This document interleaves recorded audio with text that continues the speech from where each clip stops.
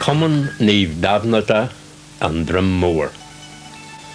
70 years on from the club's founding in 1933, the season 2003 was a memorable one for Dromore St Dympna's. The senior team, having in 2002 gained promotion from Division 1B by taking second place in the 1B League, exceeded all expectations by becoming the Division 1A League champions and reaching the semi-final of the County Championship, where they were defeated narrowly by the eventual winners. Alongside them, the reserve team won the Division 1A Reserve League. It was a notable double that made 2003 a year to remember for the club's players, managers Kevin O'Neill, Pat McCusker and Matt McNulty, sponsors and supporters. It was pleasing too that when Tyrone won its first All-Ireland senior title, club captain Ryan McMenamin was one of Tyrone's most consistent players. Who will forget his point in the All-Ireland semi-final versus Kerry? Every Dromore person present was very proud at that time. For the 2004 season, Ryan has been joined in the county panel by clubmates Colin McCullough and Barry Collins. Two Dromore players also reached the under-21 All-Ireland final with Tyrone. Michael Gary at centre half back and Peter Ward as sub. The future is hopefully being catered for too, with the Féile team in the semi-final of the County Féile in the spring of 2004. Off the field, the club committee is planning an ambitious major development at Gardram Park, where adjoining ground has recently been purchased.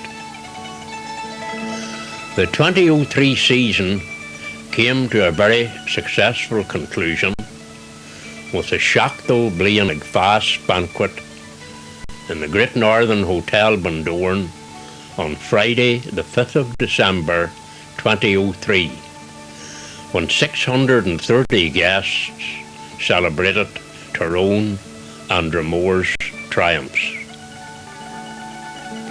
The hard-working committee who organised the banquet night hope you will enjoy this video of the highlights of the night. Tyrone manager Mickey Hart and Tyrone players Philip Jordan, Kevin Hughes, Chris Lawn. We were very pleased to have them as our guests on the night. MC for the night, Adrian Logan. Guest speaker, that Tyrone great of former years, Eugene McKenna. And Dromore players, Ryan McMenamin, club captain, Fabian O'Neill, vice captain, Niall McNulty, reserve captain, and Tyrone under-21 players, Michael Gary and Peter Ward, with club chairman Seamus McQuaid.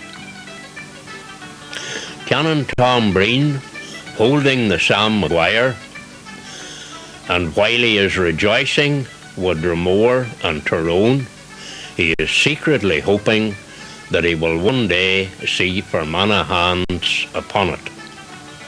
An overall view of a great night, many well-known faces.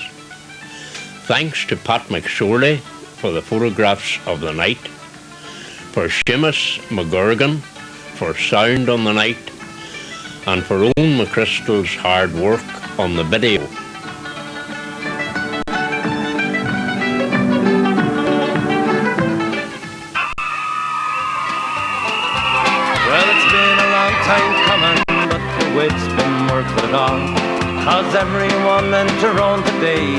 proud and walking tall. We just made football history. The Red Hams went on fire, beat Armagh in the final, and they've won the Sam Maguire. How many teams have come and gone and fell just like the rest, but this Tyrone team in all three have proved they are the best. Father Jared and Mickey and Paddy had a plan. It ended up with Peter lifting up the Sam. And they'll be cheering in the valleys and in the hillsides too, cheering all round Nahiyarn right up to Wahalloo, cheering all round Cookstown, Homa and Strabane. But the biggest cheer you'll ever hear is for Peter and the Sam. It started off with Derry, gave them a second bite. We ate them in the replay, sure there really was no fight. Then we beat the Saffrons at home in Belfast town, beat down in the final, and we took the Ulster crown.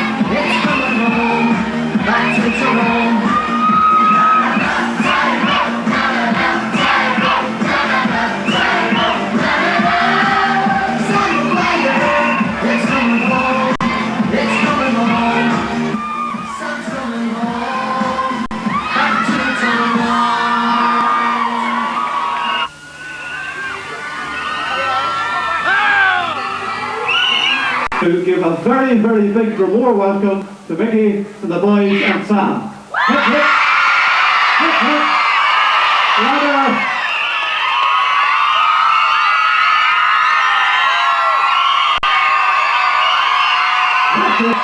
The Dromore Club this year is 70 years old. One of the players who played for Dromore in the 1930s retired tonight, as after a long lifetime that he was one of the people here to receive Sam tonight, 70 years back, Jimmy Curran.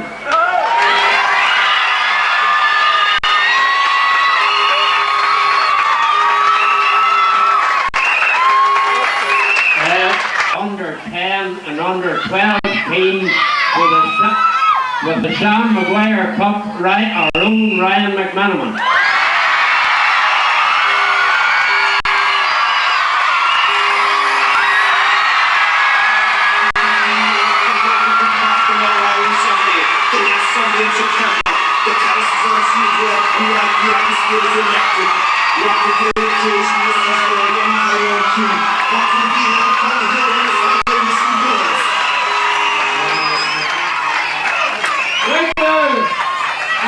The next song we're going to have on the stage is our group manager.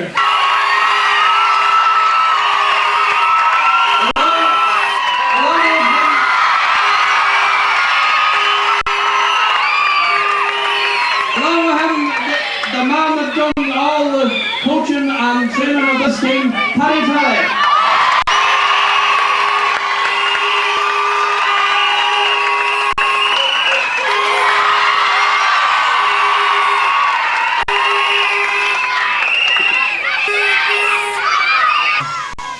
There's a whole lot of people behind any success And people like Mickey Moyna is worth his weight in gold.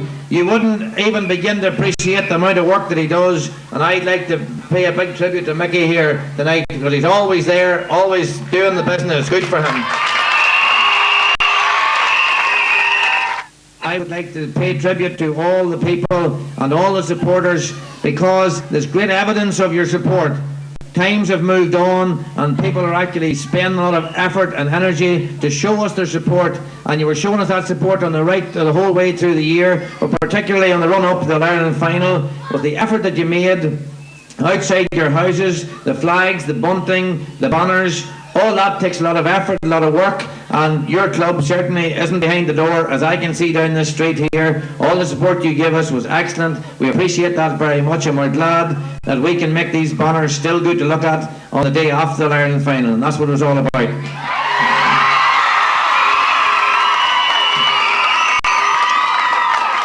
But again, as I said, it's great to come to all the clubs, or any clubs that have been there, great to come to the areas where this has done so much for the people. And we'll always feel that it's a great privilege to be in the position to bring so much joy to the people of our county. And we will always remember it as that, a real privilege. But with every privilege there's a responsibility. So we have to be responsible people, because we know how much that did for you, men, women and children, and we also know the work and effort that goes into every club. And because people like the people in Dromore who are associated with the GAA, who have worked over the years to bring good footballers along, and because somebody somewhere decided to introduce Ryan McManaman to the Gaelic Games, that's why we have a good player.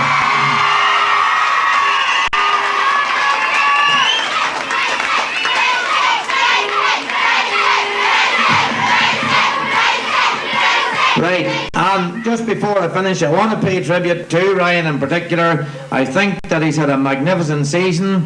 You know what he offers to your club. You know the club man he is first, and that's important.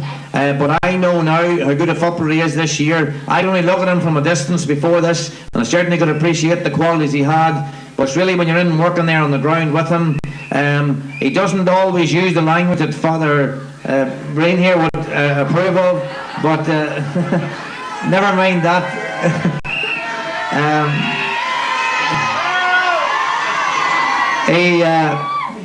We allow him a dispensation now and again, because it's very useful in the middle of a circle there. When you hear an odd word coming out, it's very effective. He means every word of it, and he plays like he means it. So he's a man after my own heart. He's very determined, and that's why he's got an All-Ireland medal. And I just wanted to say, from first on my own, like on a personal vote, just want to thank everyone who put up the bunting, who put the bunting, who put all the signs up and outside the houses, and all the good luck cards and the congratulatory cards got to the house was immense. So I just want to thank everyone from Dromore from the bottom of my heart, and just give yourselves a big round of applause there as well. One person in this parish who always gives the GAA his complete attention is our own Canon Breen. I'd like to ask Canon Breen to say a few words, please. The story is this: I didn't get to All-Ireland, I had the flu. But you know what somebody said? You know what somebody said? If Romano were in the final, he'd been there, dead or alive. So, very good wish. Thanks for coming, and delighted for everybody here. Right, I deliberately left this to the end because I think it's a very important thing that I have to say, and I really want to speak obviously about Paul McGear, and I know how much Paul McGear has meant to this victory. I always said it. I said it after 97 when we went and won the minors in 98, that there was something special about our team, and there was something special coming that you just couldn't get anywhere else. And that has still permeated that side right through the 21s of 2000, 2001, and right up now until this year. And you know, at the time, Paul's tragic death was an awful shock to us all, and particularly Francie and Rita and the family, and our thoughts were always with them and always will be. And I really believe that day, that year, we would like to do something special. We wanted to win the All-Ireland so badly.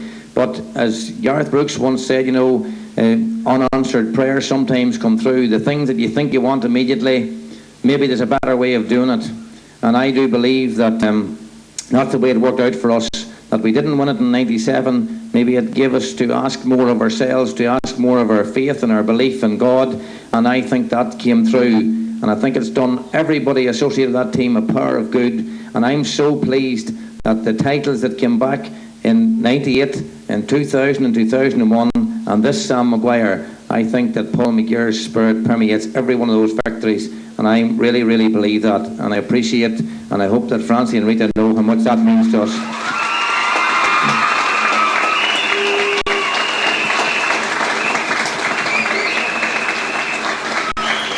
And there's really no more I can say. That's really what I believe. I believe it so much, and I'm so glad that this, to me, is really the final countdown of what the spirit of Paul has done for us, and I always will believe that, and I'll always carry that with us, and I think that the family can be rightly proud of the contribution that Paul McGuire has made to Tyrone football. Thank you very much.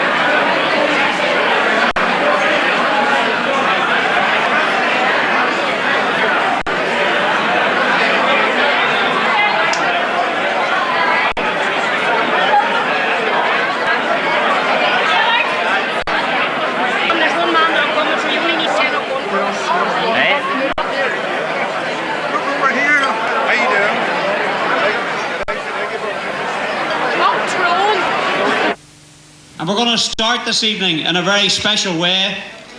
So would you please show your appreciation for our parade of champions here tonight for Dromore. Coming in first with the Division 1A Reserve League, would you please welcome Niall McNulty. Would you please welcome, with the Division 1A Senior League Trophy, Fabian O'Neill. Would you please welcome, with the Ulster Under-21 the Football Championship Trophy, Peter Ward and Mickey Gary.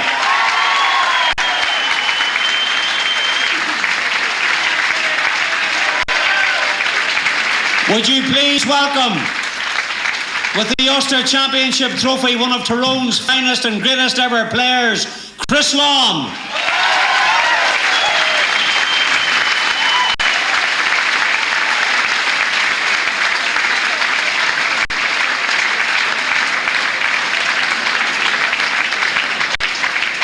Typical defender, he always takes the back route. Look at this here. Would you please welcome, with the National Football League Trophy, the midfielder for Tyrone and the half-back from Tyrone, Kevin Hughes and Philip Jordan.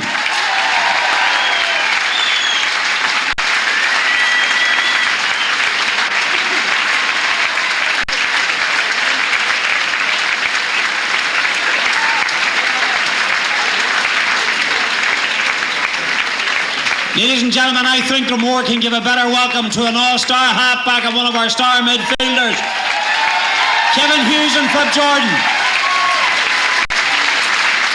And ladies and gentlemen, boys and girls, it's been a long time coming, but it's been well worth the wait. Would you please welcome the manager of the best team in Ireland and the best defender in Ireland, even though he didn't get an all-star. He deserved an all-star. Would you please welcome Mickey Hart and your very own Brian McManaman.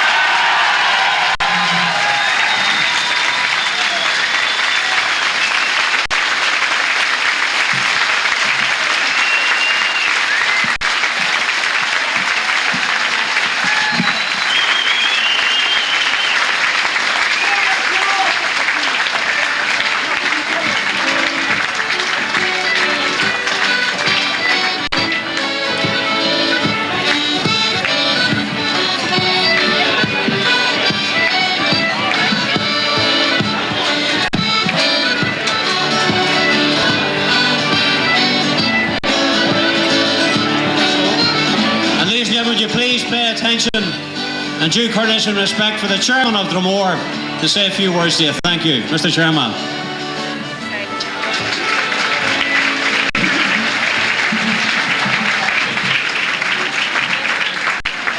Reverend Calvin Breen, distinguished guests, ladies and gentlemen, Sam and friends, yes, are all welcome to our our anniversary dinner here tonight for the 70th anniversary. And what better year could we celebrate than this, with the great success we had for Tyrone, and as well as that, we're very proud that one of ours had a great hand in that success, Ryan McManaman. Very good.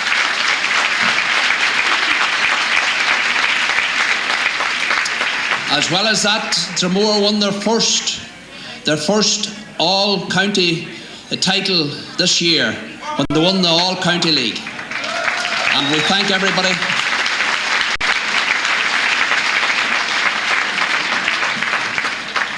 I don't think tonight should pass without having a thought for the people, not only the men that started the club way back in 1933, but all the committees and all the hard-working club members that kept the show on the road through hard times, through emigration and financial hardship. And I think we should salute them.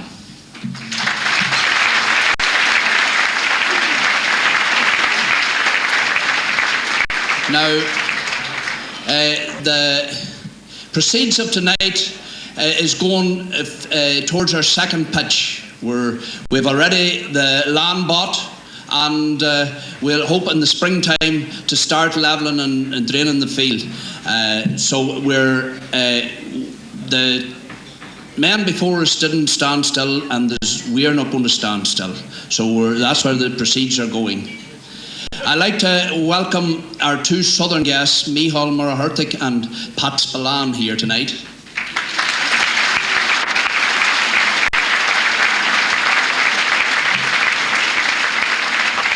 I was talking to Micheál Murachurthaigh out for a few minutes outside Parnell Park the day that Tyrone and Kerry played in 1997 in the replay of the All Ireland, and he said that day it was one of the best minor matches I ever saw, and I'm sure later on in the night Pat will be reminded of things that he said in the past.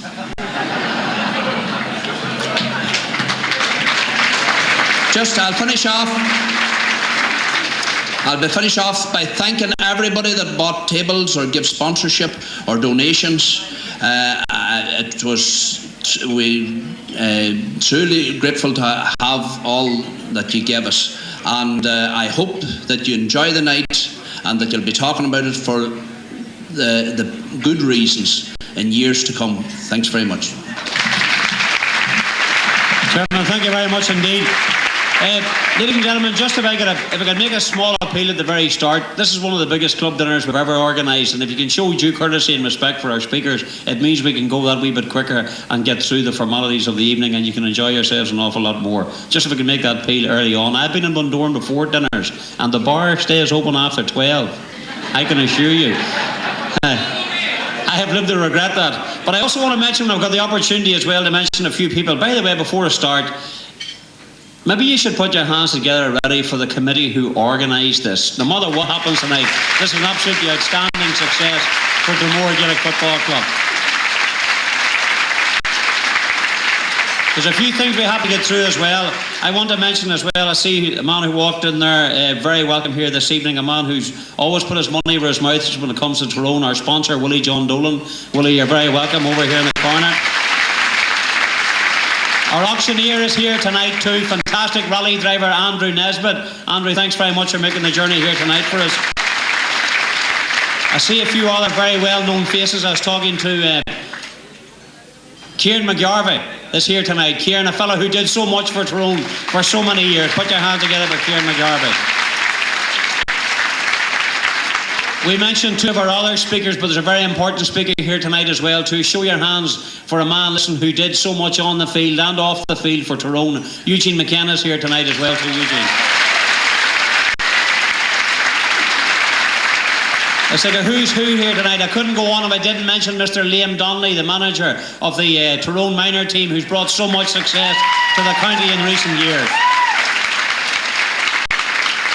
And I better leave the last mention to last. He's not really a GAM man, but here's a big friend of mine, the fact, and he's celebrating his 50th birthday. My colleague from UTV, Paul Clark, is down here in the hall somewhere.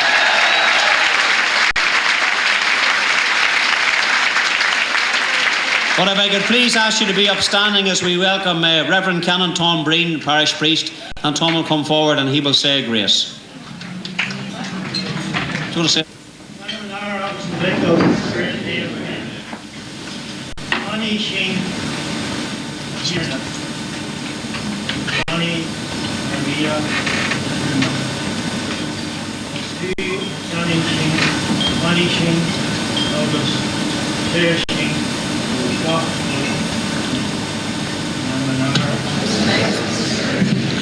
A few other formalities to get through yet as well. Our next speaker has to be in 4 places tonight, such as his popularity and such has been the success in the county. So we're going to let him speak early, so if he does have to go away a wee bit earlier than expected, you will fully understand and appreciate that. Would you please show your appreciation, put your hands together for our first speaker tonight, Mickey Hart. Reverend Father, ladies and gentlemen, it's a privilege for me to be here tonight and to see what a single club in our county can do, and to see the gathering you have here tonight. Obviously there's a lot of effort and work put into that, and it takes people to organise things, I guess, to show you the vibrancy that's in the clubs in Tyrone. And of course, Dromore, this has been a very successful year for you. I can't say I'm glad you won Division 1 of the league, but I have to say I respect you for winning it, and that's important too. You went out there and you played your games through the whole season, and at the end of the day you had more points than anybody else, and then that makes you the winner, and there's no argument with that. So congratulations to your senior team on what they achieved this year. But again, obviously it's been a great year for us all, and I suppose with the Sam Maguire being in Tyrone now, we enjoyed the day we won it, but we always have to remember that that was only one day and one moment in time, and that didn't happen because of that day. It happened because of all that went on many, many years before it. We've already alluded to the fact that the team of 86 particularly, I suppose, and 95 played such a big role in preparing us to be able to win the All-Ireland, and obviously all the people who worked with teams over the years contributed very much to that as well, both as players and as management. And I'd pay a tribute to Eugene McKenna. He's here tonight as well. I know it's been mentioned before by Peter, but I'll pay tribute to him as well.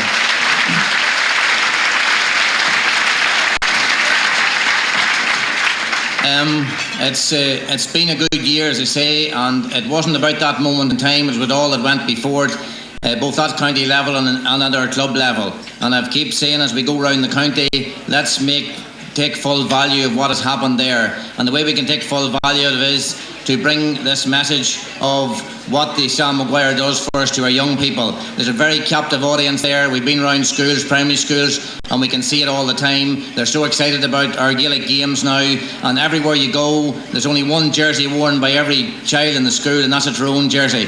And that's a big step forward. We're leaving Premiership soccer behind.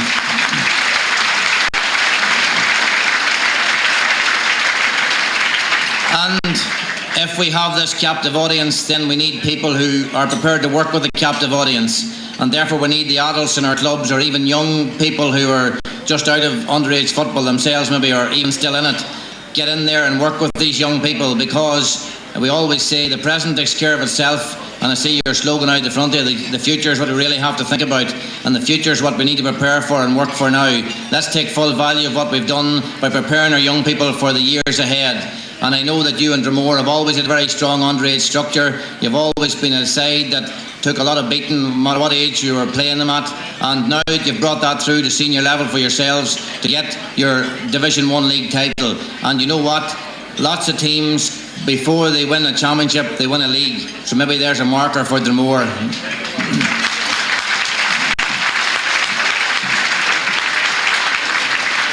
Again, I'm very happy to be here tonight and be associated with your great function here.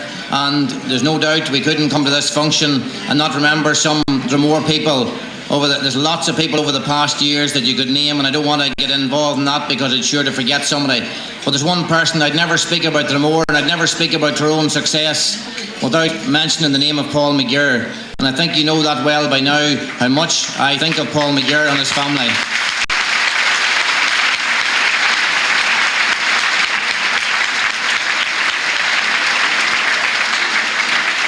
To me, I think the spirit of Paul McGear is very, very closely associated with all that has gone on since '97, and I believe that one day it will bring us to where we are now, and I really do believe that it has a key part to play in all that, and I'm very grateful to have known the young man Paul McGear.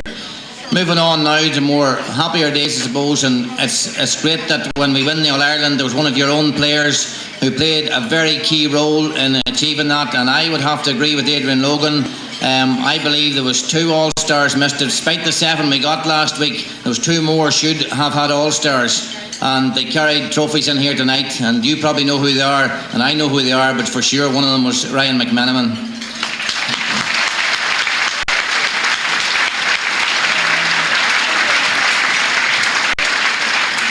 And the only one thing I'd say is Pat Spillane would need to watch out, because there's a report that Ryan's fond of Kerry hands, so he'd need to watch out there in case he gets hungry before the night's over. But it's only a report, it never was substantiated, so I don't know where it came out of. But anyway, I know that you're getting ready to have your meal. You're not here to listen to long speeches, and I'm not going to keep you any longer. All to say is that I'm glad to be here tonight. glad to be associated with your this great function that you have. I know it's going to raise a lot of money for you, and a lot of people have dipped their hands in their pockets to do that for you. I know that that's for the promotion of games within the GA, within Dromore, which is only good for the county as a whole, and I hope that you continue to work as hard as you have done in the years in the past, and who knows, next year could be another first for Dromore as well. So look forward to seeing you on the field of play, and congratulations on your big night. I wish you well. Thank you very much.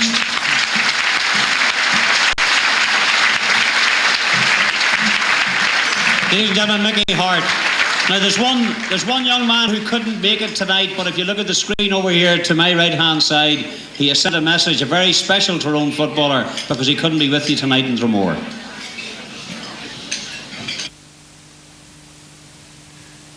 Is this for the barn dance, Racey, or for the do in the Great Northern? Anyway, sorry I can't make it there tonight. I'd like to thank the Dromore Club for inviting me down. I hope to be busy tonight in the Craigavon Hospital. No doubt you're going to have a great night. It should be a great night celebration. Tyrone are All-Ireland champions, and in Dromore you have one of the players that proved to be a central figure in our success this year. That mightn't have been reflected in the All-Stars, and Racey, you know yourselves that the Tyrone boys know your worth in the team, and I think everybody was amazed that you weren't one of the men that got an All-Star.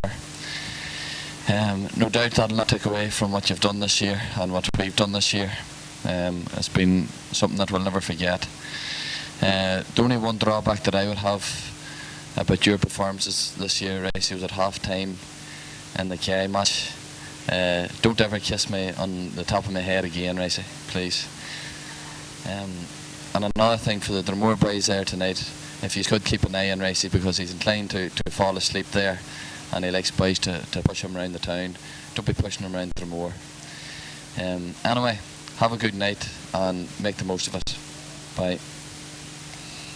Hello. Well done, Racey. Well done, Racey. Make our way through all the wires and stuff. It's a bit tight up here. Please be upstanding around your vein.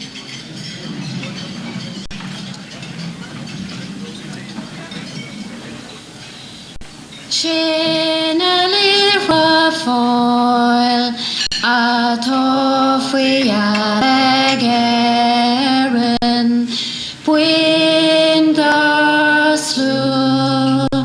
Archendoronic Hoon Favored Fesser Shantir Shinjir Fasta Niok for Fuinchiran Fuintroil Anok the Hens of Arnavil Leganer Gilhan Bosch Nusil Leganas Real Fui Lavak Nabile Shalif Kanig Aron Navil. Ladies and gentlemen, Cathy Colton, fantastic, there you are. That's the end of the formal part of this half, except to say one thing, ladies and gentlemen, we're here for a very good night, to make it a very good night. And don't pretend you're hard of hearing. There's an envelope in front of you. You're lucky there could have been 2 collections, only I had to tell the canon we're not allowed to tonight. Anyway, there's an envelope in front of you. We want at least £20 sterling or €30. Write your name on the envelope. Put the money into the envelope, and the lads and the ladies in the committee will come round and collect it. That will be used for a free draw. And we're also going to play a game of heads and tails with £500 to the winner, and that's covered all with your £20 donation. We had asked you to give generously, and as we used to say in Tyrone, give early and give often. Or should that be vote early and vote often? But anyway, do your best, please. We're going to collect that money very shortly. Sit back and enjoy yourself. We have a packed evening of entertainment, and I'll hand it back to the ladies who are going to play some music for you. Thank you. The music provided tonight by the wonderful Duffy sisters. Thank you.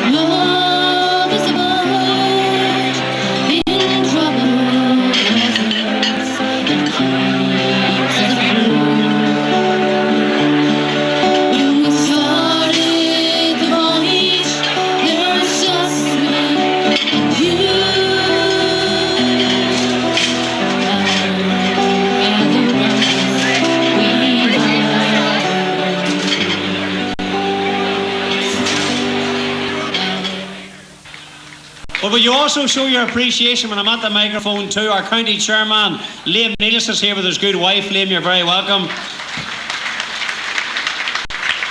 And our county secretary is here as well, Mr. Dominic McCahey and his good wife.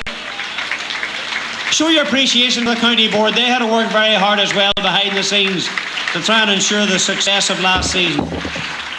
Also, would you please welcome former players here this evening from the Moy, Colm Donaghy. From Brackenville, the one and only Sean McNally's with us tonight here in Dromore. And he told me to tell you himself he's a legend, still is a legend, with the cute blonde hair. Plunket Donaghy's here tonight as well too.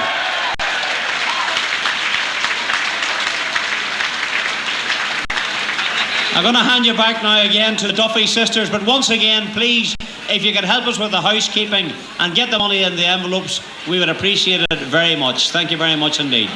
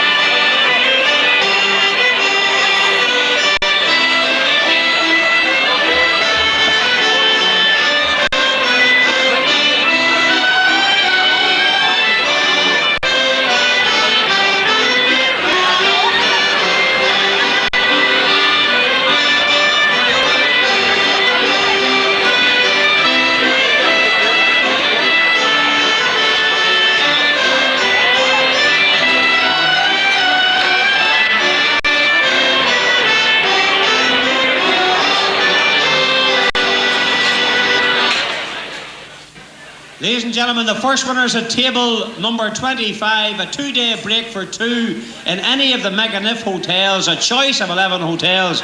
Matter of fact, let's take the opportunity to put our hands together too for Brian McAniff, Philip McGlynn for their staff tonight. Working very hard with this huge crowd here this evening. Plus €500 spending money, sponsored by Morris Diamond Pharmacy and the McAniff Hotel Group. The winner of this prize, table number 25. Where's table 25? By the way, everybody can win here. It doesn't matter because they've all contributed. Ciara Sludden.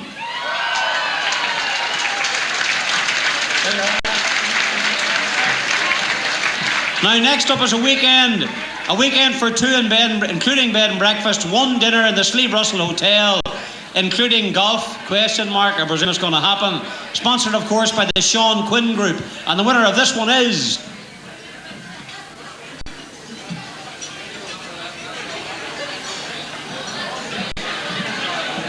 table number 35. And the winner is... I tell you, whatever you win, you should be going our handwriting competition anyway. Number 35, weekend break for two, is Terry McConton. That be right? Is it? Stand up to see you, Terry. Now, did everybody stand up, Terry, to see you? Stand up. Did everybody see Terry? Now, Terry, get up again there, please. They say it every time you make love, you lose a hair to your head. Would like to thank Terry for interrupting a very busy schedule to be with us here tonight in Bundoran.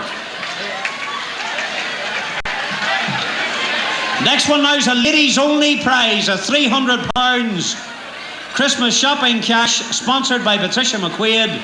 Ladies only. Table number 60. Hey, this is a fella. No, so unless, well, no, what happens if the lad is with the lady? Oh, no good. You'd have looked lovely too in the wee number, I can tell you.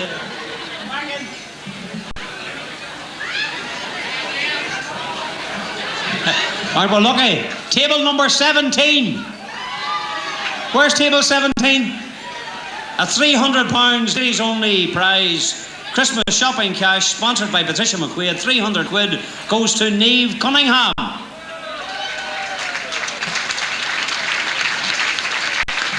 Now you could applaud better than that now. The Big Double at Punchestown, limited edition print by artist Peter Curlings, sponsored by Salt and Pepper. Is that a shop? The tomato sauce will be up next. Table number 52. And the winner of this one is Charlie and Margaret McElhone. Table 52. I think we'll keep it up here at the front for you. There's no point bringing it down to your table at this stage. And we'll do the last one on this particular one. No, don't go back on it now. The last one is the 2003 Tyrone team. Large frame photograph of the All-Ireland winners. Autographs on All-Ireland Day of Mickey and Peter, laminated on the back. What a keepsake. Sponsored by Colin McCrory, Spars Gallery. Table number 9. Where's table number 9? The winner of this beautiful special limited edition print, Rosemary Teague.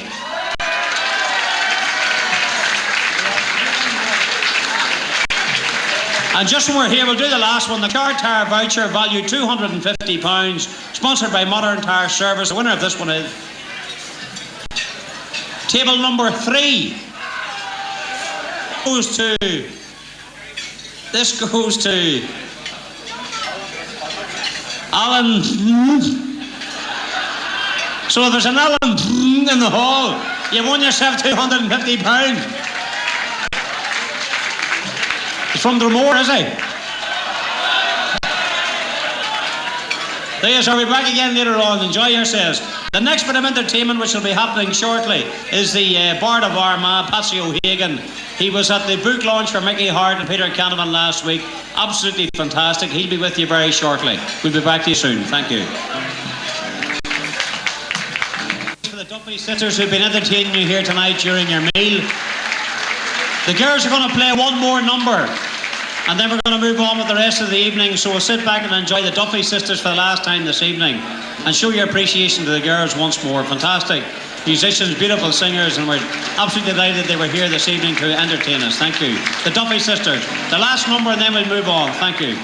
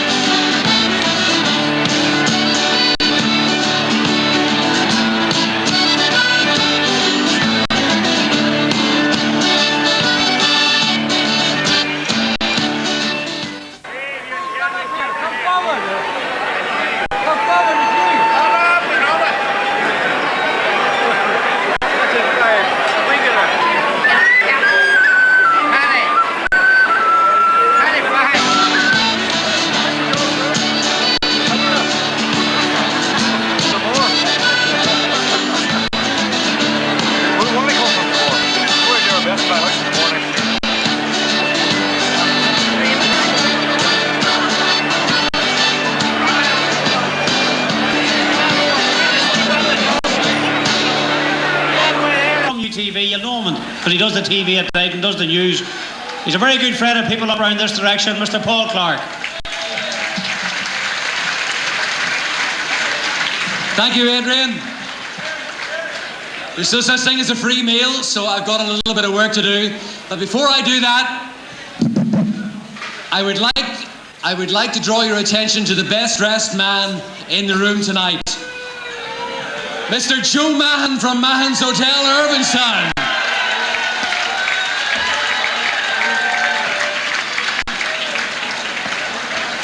If you pay attention to what you hear and see on television, you will know, of course, Mr. Adrian Logan is very much a Tyrone man. And I am an adopted son of Fermanagh. And for years and years and years, people have been saying to me that Sam will never come to Fermanagh. But you know, it wasn't that far away this year.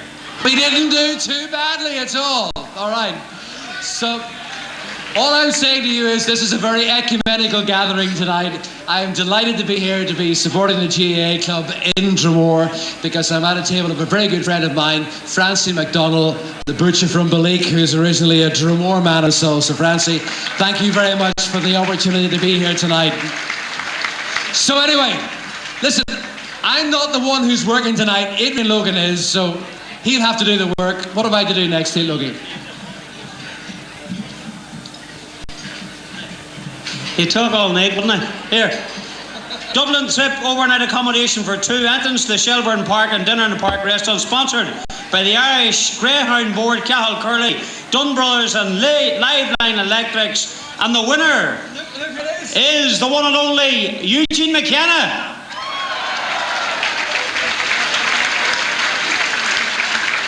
So Eugene Burney, you're going to the Dogs. Next to say, a night at the Dogs, entrance fee and dinner for four at the fabulous refurbished Lifford track, sponsored by Lifford Greyhound Track by the Duffy family. And the winner, table number 57. Where's 57? The winner is Colm O'Brien. There you are, Colm, you're going to Lifford. Next up was a beautiful Balik Sam with engraved base, plus the autographed copy of Peter's book, Every Step He Took, sponsored by Leanne McSorley. And the winner is at table number 31, Elizabeth Dorian. Next up is a Balik Sam with engraved base, plus autographed copy of Mickey's book, Kicking Down Heaven's Door, sponsored by Sally O'Brien's. And the winner is... Thank you, Paul. Table 31. Again. Matt McNulty. Well, everybody pays, everybody's entitled to win. Now we have a ladies only prize. Please pull me out a lady's name here. A day's pampering in the Beauty Loft in Oma to the value of £100, sponsored by Mary Louise McNulty. But you know, boys, none of the ladies here need to go to that place tonight because they all look absolutely beautiful. Put your hands together for all your wives and partners, your girlfriends here tonight. The girls look absolutely fabulous. You crawler, Logie. Wesley Monica's not here. Table number 5. Deirdre Kelly Duffy. Well, Deirdre Kelly Duffy, you're going for day's pampering. So there you are. This is there, that one. Now we have a few extra prizes, not on your list. No, keep it going, Paul. There's a few more to come.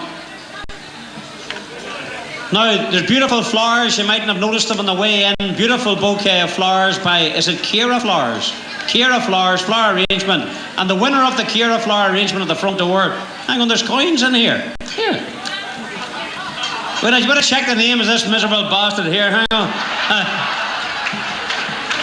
I'm going to give it table number 58. Everybody at table 58 should stand up unless this is your name.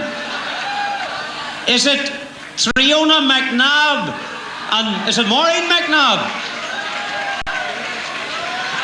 Well, there you are. You win flowers, you sure. I mean, anyway. Next up was a bottle of whiskey sponsored by Frank Kelly. Table number 3. There's a smart ass in the hall here. Gandhi. Aye, and look at him, you need a bottle of whiskey too, don't you? Here you are. And the last is a family portrait by Donny McGill. 2 prizes here. There's 2 of these we can do. So with 2 family portraits. Okay. The first up for the family portraits, table number 38. Table 38, where's 38? Charlie McNabb. Where's Charlie? And you need a family portrait, I can tell you. Here, last one. Another family portrait by Donny McGill. The last prize in the raffle tonight. And just to let you know what we're going to do then, ladies and gentlemen. Table number 43, I think I mentioned him earlier on. Noel Donnelly. Noel Donnelly wins the portrait. That's the end of it. Oh, there's one more. No point getting up the stage, Clarkie, unless we... Now, Willie John Dolan says that this was screwed off the wall in a mansion house. I know Willie John. I believe this. Bertie's been looking for this. Table number 47. Oh, I'm glad to see some of you are still awake anyway. Table number 47, Jared McGarvey. There you are. Put your hands together for my colleague and good friend Paul Clark here tonight at Dromore GFC and Dympna. Thanks very much, Paul. We appreciate it. Thank you.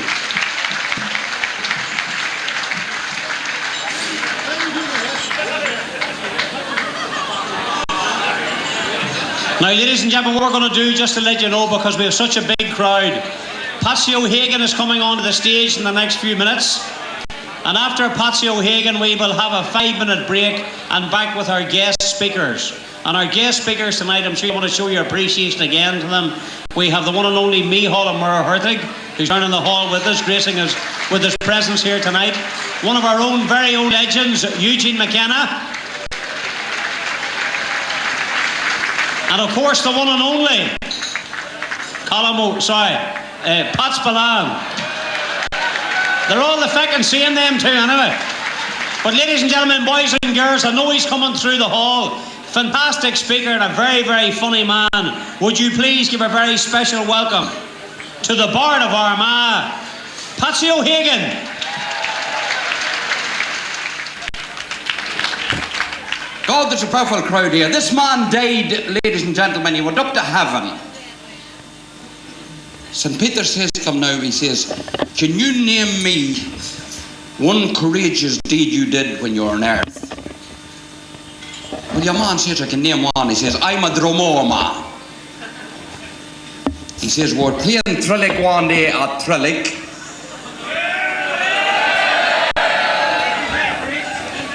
Trillick needed the points to stay up. Dromore needed the points to stay up. I was doing umpire. Trillick scored a brilliant goal and I waved the square ball. There was a minute to go and the referee took my decision. My decision stood. We beat them by a point. St. Peter says, well, Jesus, that was courageous, right enough. Just hold on a minute, sir. He pressed this wee button through the records department. And a wee while his mobile phone went, he lifted it and he answered it. He sat down, he says to the Dromore man, he says, I'm afraid we have no record of that. He says, could you tell me exactly when that happened? Your man looked at the watch, he says, about 5 minutes ago.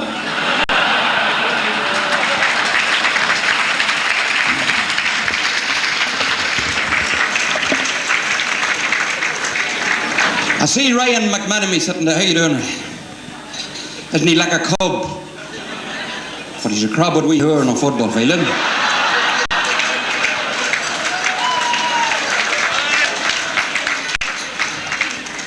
Paddy Bradley loves you. Have we any Americans? No, we've Jesus, there's up on 700. Any Americans in here tonight?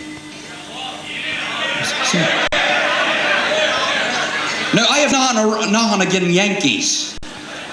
I couldn't eat a full bag of them, mate. The two Yanks, ladies and gentlemen, walking down the street in New York. One was going that way, the other going this way. And the both of them were trailing their right leg like that. As they met the first guy, he says, Vietnam, 69. And as the other boy passed him, he says, dog shit, 20 feet back.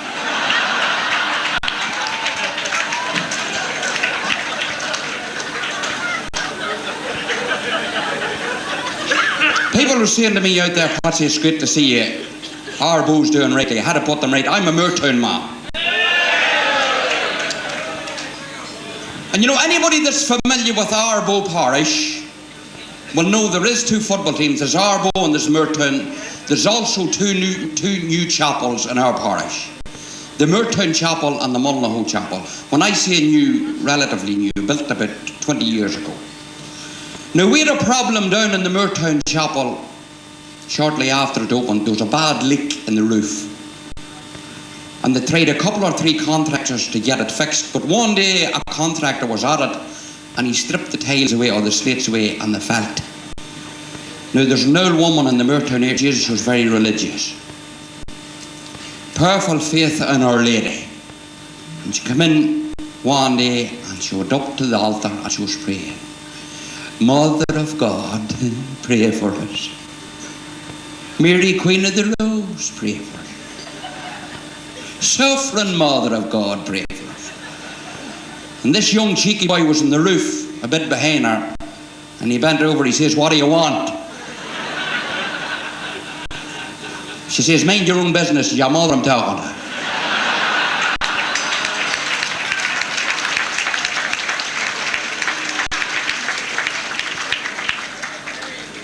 The young curate, ladies and gentlemen, come to this new parish, and he was there about 3 months.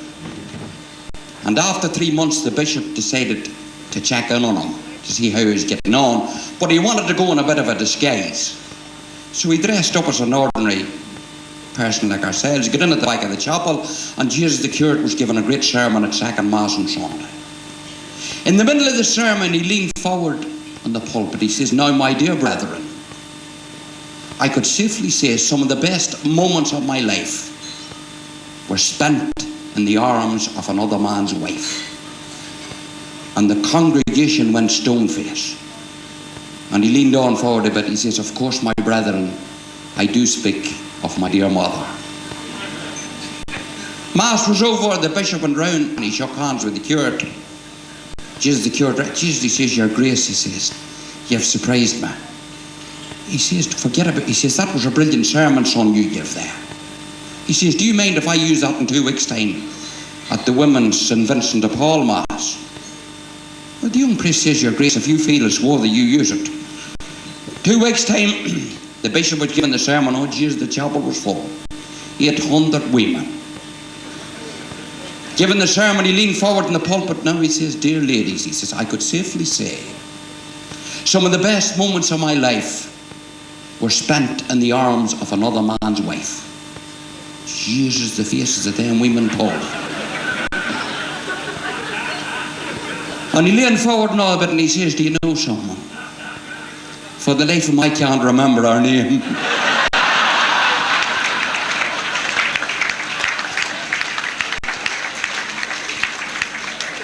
Have we many farmers in here tonight now? For God's sake, don't put up your hand. Especially if you're sheep farmers. You know, farmers are very tight-fisted people. A farmer not put down a barrow full of concrete unless they're getting a grant.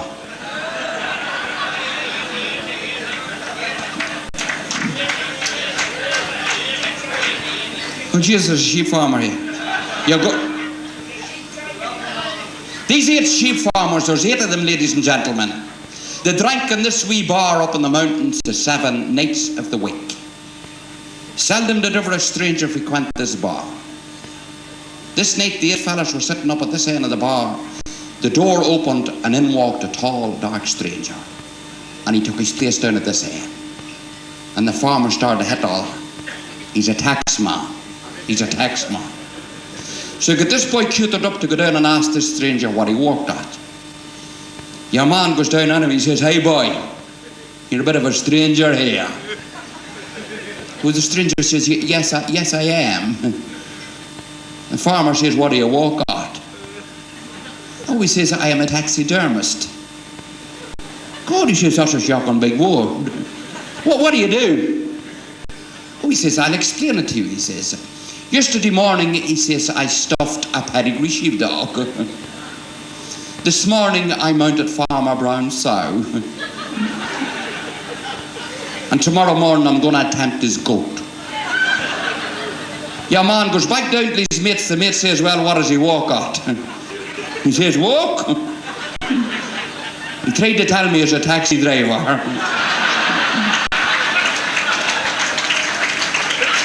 But he's just a sheep farmer like the rest of us.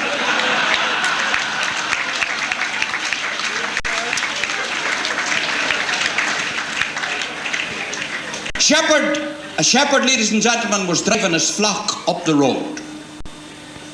And suddenly behind him this big flashy car stopped, and a well-dressed man got out of it. He says to the shepherd, he says, excuse me, sir. The shepherd goes back, he says, son, are you lost? Oh, he says, I'm not lost. Oh, no, he says, I'm not lost. I know exactly where I am. He says, I'll make you a little offer. The shepherd says, what do you mean you'll make me a little offer? He says, if I tell you the exact number of sheep you have in that flock, will you give me one?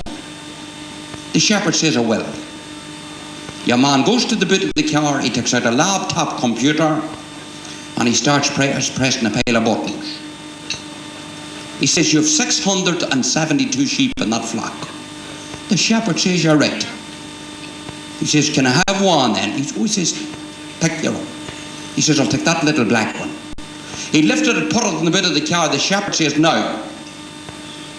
If I tell you what you walk at, will you give me that animal back?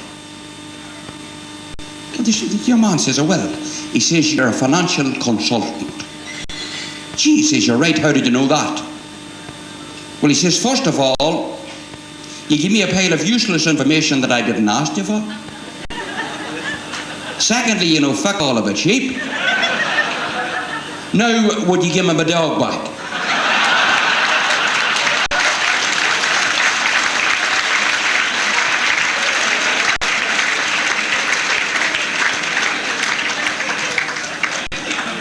Hughie and Lizzie, the old couple. Hughie and Lizzie were walking up the road, and this fly started to fly round Lizzie's face, and she started to beat it away. She says, Hughie, is that a bee or a wasp? He says, Lizzie, that's a dum-dum fly. Good, she says, Hughie, what's a dum-dum fly? Well, he says, Lizzie, a dum-dum fly is a fly that flies round the arse of a cow. She says, Hughie, you saying my face is like an arse of a cow? He says, Lizzie, I'm not. But you'll have trouble convincing that fly.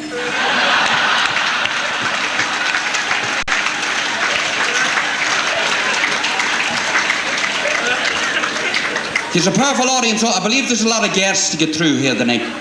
And I won't delay you very long. There's a brilliant audience. I've hit at the women a wee bit now, I'll hit the men. You know, there's nothing as loud as a woman's whisper. The three women sitting in the back of the bar and they're talking about their men. They're describing their men to motor cars. And the first woman, she says, my man, she says, my man's like a big Mercedes. Easy started and very comfortable. The second woman spoke, she says, my man, she says, my man's like a BMW. Easy started and very fast. Now the third woman hadn't spoke, and as if the other two had rehearsed it, the both of them says, Teasy, what about your man? Teasy says, my man, says, my man's like a now lost in 7. You start him behind and you jump on him when he's going.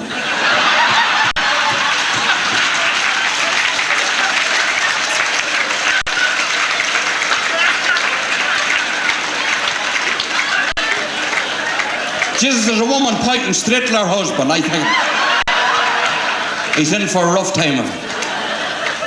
There's a great audience. I certainly hope you've understood me, ladies and gentlemen, because I wasn't powerful at school. I'm a very bad speaker. Didn't get a great chance at school. I talk a wee bit like Pat and Mick. Pat and Mick, they both of them, they talk, they got there. They're down to the pub one night. Pat says to Mick, he says, hey Mick, you sit down, I get the foot think. Mick says, you sure, Pat? He says, I am set. And he says, you sit down, I get the foot think. Pat goes up to the bar, he says, hey boy, give us 2 bottles of stout. The barman pulled them 2 bottles of stout. Pat said, how much is that? The barman says, £5 a bottle. Jesus, says, you're shocking there. Why are you so there? Or the barman says, there's music in here tonight, there's no cover charge, so put up the price of the drink. Pat says, music, he says, it's the disco. No, he says, it's not a disco. It's folk music. No, he says, it's not folk music. Is it rock music, is it? No, he says, it's not rock music, it's country and western. Takes the 2 stouts down, he handed one to Mick, he says, hey Mick, think fade in here and eat Mick. Mick says, is it Pat, what price? He says, £5 a bottle, Mick. Jeez, he says, Pat, where's it today? He says, Mick, there's music in here, Nate. Oh, Pat, he says, music is the disco.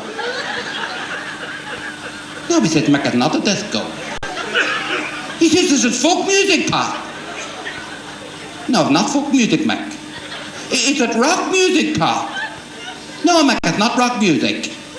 It's some cunt in Wexford.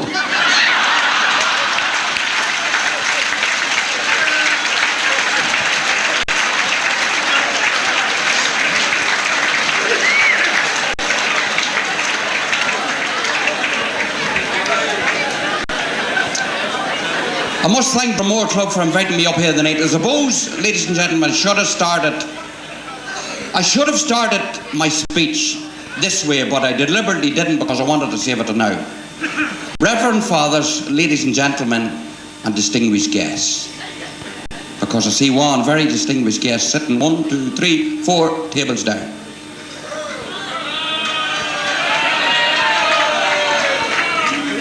I'm not talking about Potts Milan. No, I'm talking about somebody else at the minute. This man was a newsreader. This particular man was a newsreader, and he was very placid and pleasant on the television. And but he went into the hospital, and he turned out to be an ignorant pig. Ignorant to doctors, nurses, and everything.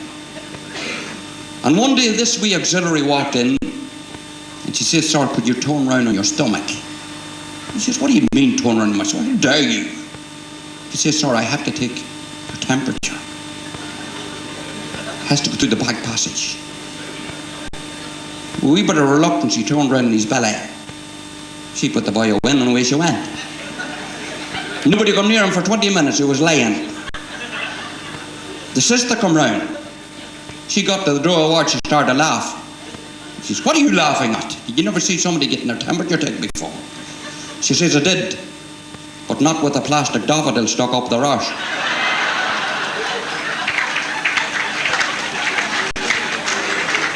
I'm going to finish with this, ladies and gentlemen. This is called, about 3 weeks before the All-Ireland final,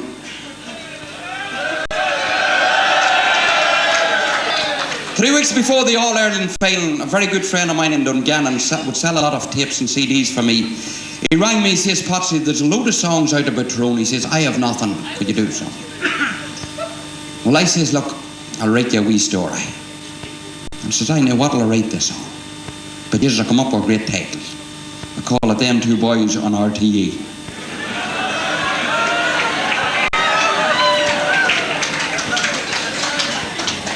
Our sterling's changed to euro, and the car is full of red. Me and the wife and youngsters to Dublin now will head. The child of Prague is on the doorstep and hope it will stay dry. And the red and white of old Tyrone just flutters in the sky. All Ulster's going to Dublin in search of Sam Maguire. All Ulster's going to Dublin. Our hearts are full of fire. Now, certain folk down south don't like us.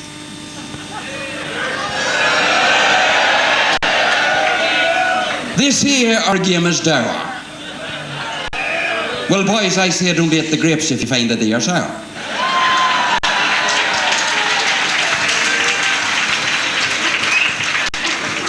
Please tell us why we break the rules, for we'd really love to know. I don't hear you speak of 96. That's not that long ago. Maybe you didn't see that game, or maybe you forgot. But we folk up here in Green Tyrone certainly have not. So we were humiliated certain rules did not apply. Yous didn't cry wolf back then. I still often wonder why. But sure, that was 7 years ago. We're back chasing for that crown. And yet you criticise our team because they won't lie down.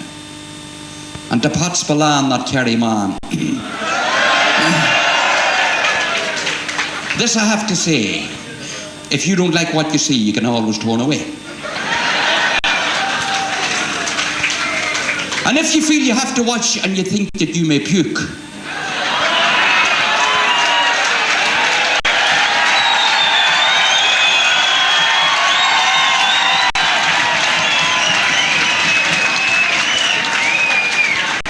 when you go in the men's room, please stop and have a look. For O'Rourke just might be in there, in a painful state. He could be suffering from a tummy bug, or was it something that he ate?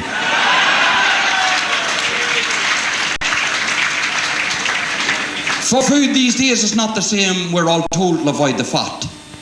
Which brings me to another point. Is there many calories in a hot? But we won't take it serious what these two fellas say. They give up their Sunday afternoons without 1 penny for their pay.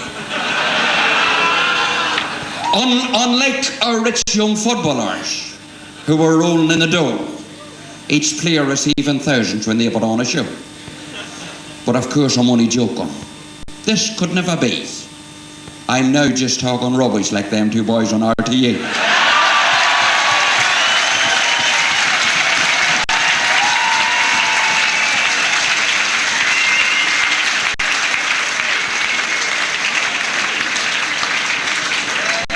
There is no fat wage packet for our players every week, so fellas, now I beg you, think before you speak. Colm and Pat, yous played the game, and to be fair, you both were good. Now you're in the public eye, behave like true sportsmen should. But you know what it takes to get there, the blood, the sweat, the tears. So stop your own lamenting on your personal sneers. We all know why you're bitter, we all know why you're sore. But it wasn't us good Ulster folk that opened that back door.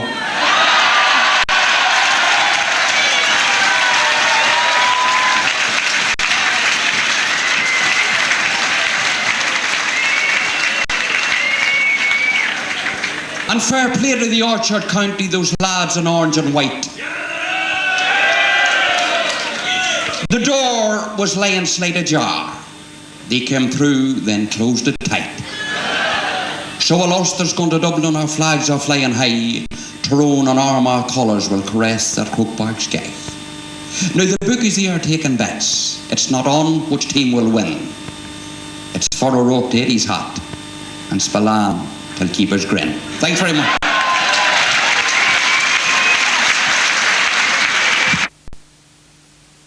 I have it here in an envelope, cash, here in Dromore. So make your choice, boys and girls, on your head or on your bum. Here we go. On your head or on your bum. Let's see who enjoy yourselves, and here we go. Ladies and gentlemen, this time up it's heads. If your hands are on your head, stay standing. The rest of you, bye-bye.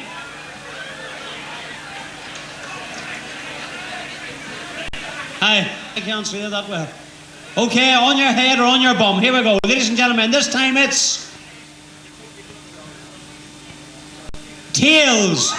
If your hands are on your bum, stay standing. The rest of you, bye-bye. Make your choice again. Ladies and gentlemen, boys and girls, this time it's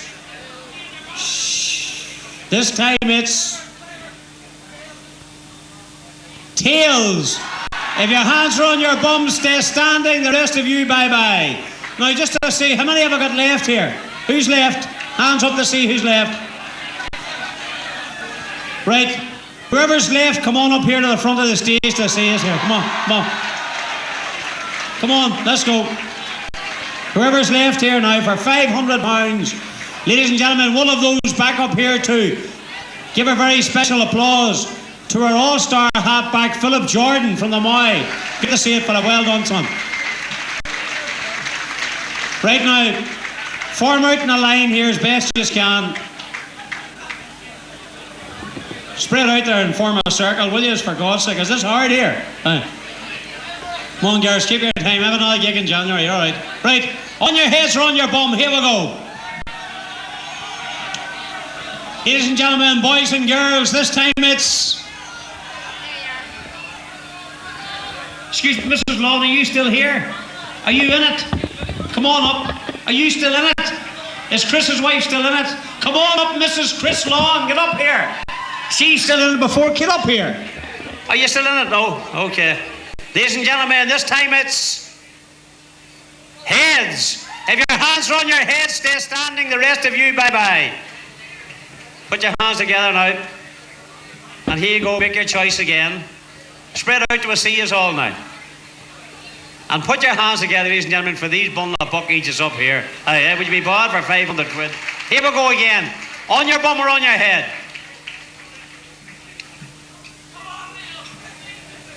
Ladies and gentlemen, this time it's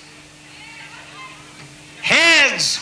If your hands are on your head, stay standing. The rest of you, bye-bye. How many have we got left here? 1, 2, 3. Come on into the middle here to a see. Aye, aye. Sit down, you. Listen, hey, it's early yet. Aye. Do you know what gets me? The boys think they've got a chance of winning this too at this stage. But here you go, anyway. On your heads or on your bum. Here we go. Ladies and gentlemen, boys and girls, this time it's heads. There's it there, just in case. Now, I tell you what we have here. This is very interesting. I'm going to check with the committee. We had runner-up prizes, a bottle of wine each for the two ladies. Okay. And we had runner-up prizes here as well too, and I think we'll dispense with those three lads. And instead of having £500, we'll give £600 to the winner. Now hang on a second here, just 1 second. Let's find these girls' name. What's your name?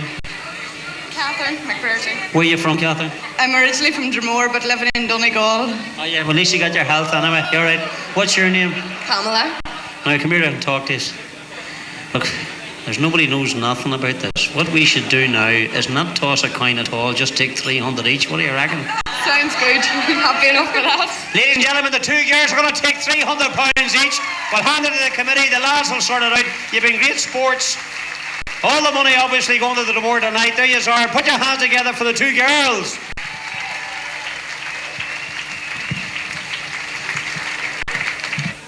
Mr. Chairman, distinguished guests, ladies and gentlemen, and fellow players. Jesus, it's great to be from Tyrone. I have had to sit and listen and introduce that bollocks Balan at more dinners. And all he ever did was give off the logie, you won nothing. Would I tell you, Pat, tonight you're in the land of the best team in Ireland, County Tyrone. Let me also add very quickly, Pat Spillan's a good friend of mine. It's great to have him here tonight. Pat, lovely to see you here this evening to come along to Dromore. Now I also want to make another particular reference to, we talked about it earlier, he didn't receive an All-Star award, but I think in everybody's opinion, your own clubman, Ran McMenamin, is a star, no matter about an award.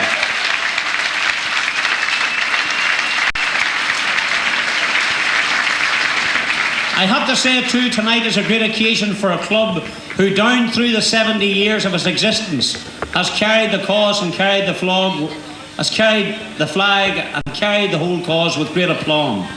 It's a club, listen, who have always striven hardest to do what's best on a cultural level, on a sporting level, and everything is good to say that's good about the Gaelic Athletic Association.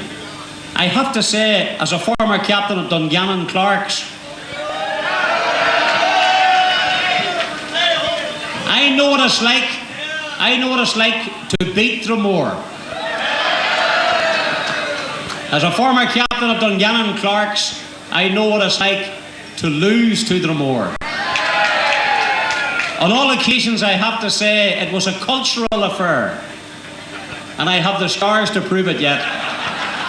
But ladies and gentlemen, good to be here tonight. Listen, I'm a wee bit sad actually because you've a lovely crowd and a great audience, but my wife Monica's not here tonight. No, she's nicer looking than that now. I'm really sad. You must realise, boys, that my wife Monica is a sex object. Every time I ask for sex, she objects. And Jackie Fullerton's not here tonight. My old friend Jackie. I'm better at Jackie's accent than he is. But Jackie was doing the news tonight. He was doing the football reports and the results. And he said in his own fashion, he says, Armagh 115, Tyrone 212. So well done to whoever won that one. I just want to tell you, lads, Tyrone won that one as well. Anybody in from Armagh?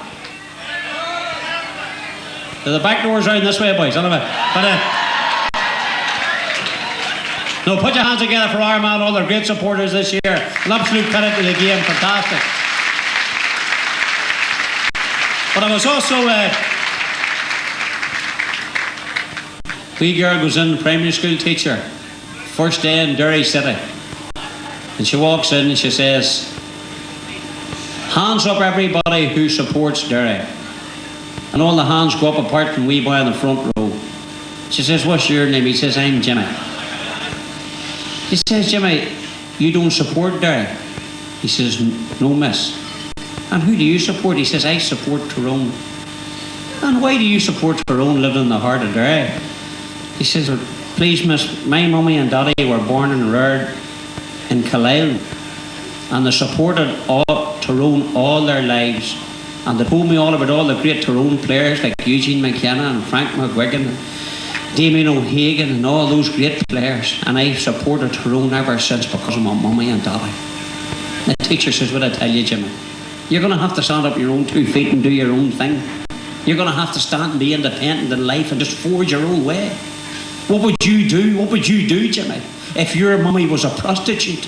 If your daddy was a drug dealer? He said, I support Armagh, miss. Yeah. I better not slag them too much, will I?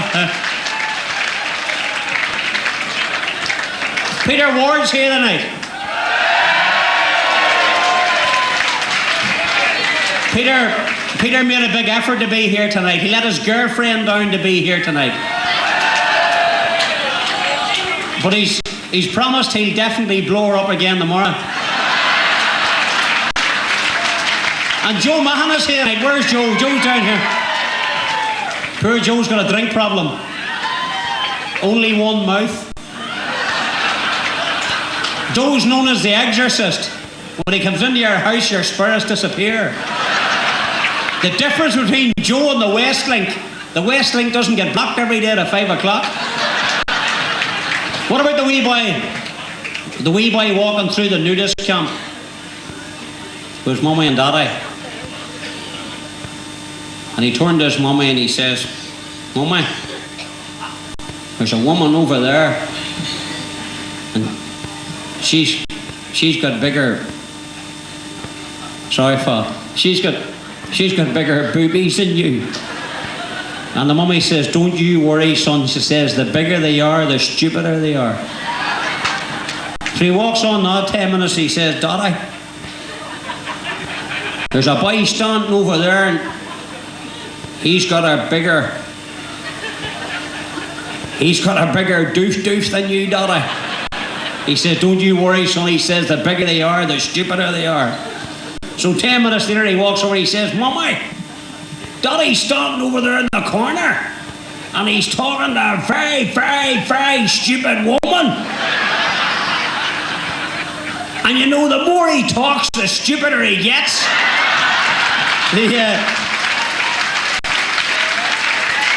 I will finish very shortly. A wee quickie. How do you know Jesus Christ isn't from Trillick? He failed 3 times and never claimed once. It's my pleasure and honour to introduce your first speaker tonight. On occasions you appear on television and people tend to know you. And then you really make your mark when you don't appear on TV and everybody still knows you. This man has been a legend in our game for so many years. I know you're going to give a very, very special welcome here tonight to the one and only Mr. Mihal O'Murahurty.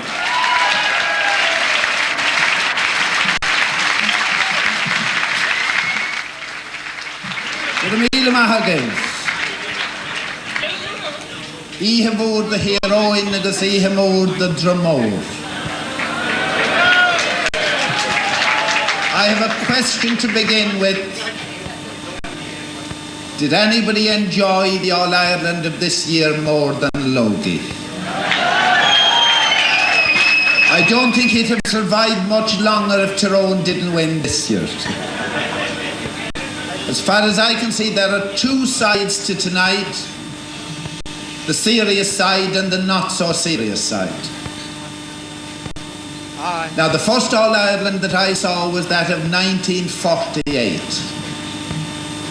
And believe it or not, I still remember the minor game of that day when Tyrone won their second minor title in a row. I was as Fedlum Ivra Shea Deshkent, the great Eddie Devlin.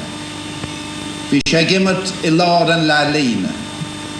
They had won the previous year as well, and ever since then, because it was the first final I saw the minor on the big day, I have a certain grow for Tyrone.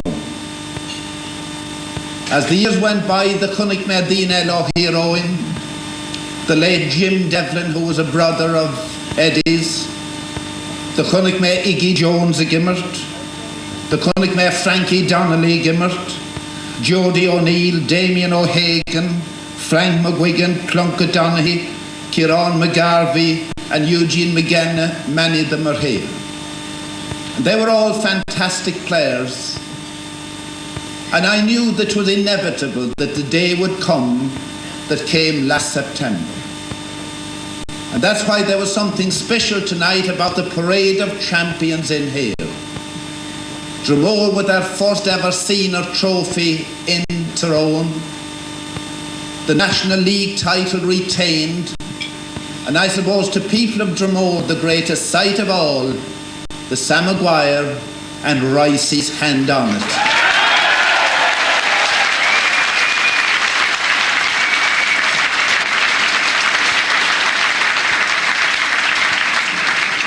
Kaisagum, Grebdeen Ellen Shaw, Philip and Kevin, and above anything I really enjoyed when I saw Chris Lawn coming onto the field on All-Ireland final day, because like the great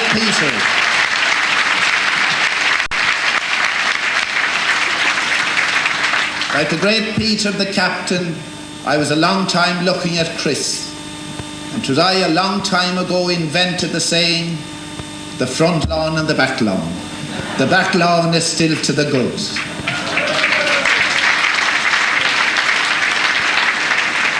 So that's the serious side of the night, and I would like to heartily congratulate Tyrone on an All-Ireland final well won. And Céad Rodella, we were referred to earlier on in the night, myself and my good friend of many years, Pat Spillane, as the Southerners. And I think I have a duty to defend Pat a little. Because I knew years and years ago that that man was destined to be great. The players here know that Mickey had spent a long time convincing the players to believe in themselves. You must believe in yourself. Pat Spillane was born believing that he was going to be the greatest footballer that ever lived. I don't have any doubt about that. I was there he may live.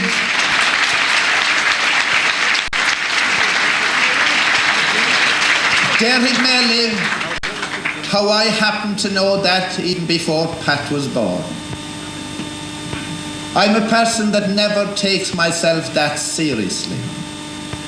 If I did, I wouldn't be commentating on the games. Because I started as a commentator, if you like, by way of a joke. I was in college, as law in the Cunnick me Fogra, an glor, that Radio Éireann as it was then, they were giving trials the following Sunday in Croke Park to select a commentator that would broadcast games os Gaeilge. And it said those interested to come along and to come to style such and that you'd get in free. And that appealed to me.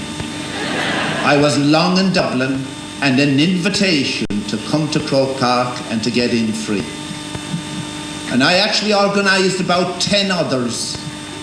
And we all went along and went in gate 7 in front of where the Nally stand used to be. There were styles there at that time. And others came from UCD. And we all went in and we met under the old Hogan stand, not the one that was knocked a few years ago, the one that preceded that. A wooden structure and a room underneath it. And there the 3 adjudicators addressed us and they said, one by one, you'll go out, you'll go up to the box. What you do for 5 minutes will be relayed down to us, and at the end of the day we're hoping to select one. And I was looking around and I noticed that there was no way they could get a glimpse of the field, that they wouldn't know what was happening outside, they'd be just listening. And we were all given a programme of the match. It was a club game between UCD and Forbes, and I was horrified that it was a hurling game. And coming from Kerry, I had never seen a hurling game in my life. My turn came and I went up to the box. The Lord must have been with me because I recognised the UCD goalkeeper. He had been going to school in Dingle. He was the son of a bank manager who had come from Cork. He was a hurler. And here he was in goal for UCD. I knew nobody else. I had never seen a hurling game in my life. So knowing that the adjudicators couldn't see what was happening in the field, as I started my 5 minutes, this goalkeeper, Tyrone Hurley, was pulling off the greatest save ever seen in Croke Park. And not alone that, he sent a long clearance towards the Cusack stand, which was deflected over the line by a member of the opposition. And who do you think was called out to take the line ball? Mochara on Dangan, Tyrone O'Mirrilla. And out Tyrone comes, and he took a beautiful line ball that landed in front of the railway goal where the full forward was pushed in the back. You know, cornerbacks nowadays, Ricey Scully would never do it. Ricey McMenamin would never do the like of that. The full forward was grounded and there was a penalty. There was only one man on the field fit to take it. And he was called all the way from the canal goal up to the railway goal. While he was making the long journey, this was all os Gaeilge, I was telling the people listening under the stand, 3 people, about his sisters down in Dingle and the type of clothes they wore going to the beach and all of that. He eventually came down and naturally he scored the goal from that penalty. And I described his journey back down the field, with the result that my 5 minutes stretched to 15. The match was over by then and those coming after me got no fair trial. And I tell you, this is all by way of describing the greatness of Pat Spillane. The serious bit started then. I was asked, would I broadcast the Railway Cup final on the following Thursday? And being young, being from Kerry and naturally being very innocent, I said, why not? And I turned up next Thursday, it was Patrick's Day. Railway Cup final 1949 between Munster and Leinster. And I knew a bit about the football. There were great characters on the Munster team from Kerry and from Cork and from Tipperary. The likes of Paddy Bourne Brosnan from Dingle, who was a fisherman, and whose answer to a question one time, what makes up an ideal football team, he said, 7 fishermen, 7 farmers and a university student for taking the freeze. Now he was on. several others, but there was one star among them, and his name was Jackie Lyne. He was a member of the Lyne family from Killarney, and this is 1949. They were the only family in the country at the time that you could say about them, every single one of three brothers has won a senior All-Ireland with Kerry, at least one, and minors and juniors and things like that as well. That was the Lyons, and he was a star. The Leinster team had several stars as well, and I broadcast that game and I spoke a lot about Jackie Lyne, and there was another man there as well, and his name was Tom Spillane. A mountain of a man, noted as a great athlete at running, cross-country and all types of running, and a noted footballer as well, playing for Munster. The game ended in a draw, but the word was beginning to spread at that time that Tom Spillane from Templenoe in South Kerry was walking out with one of the Lyne girls from Killarney, a sister of Jackie Lyne.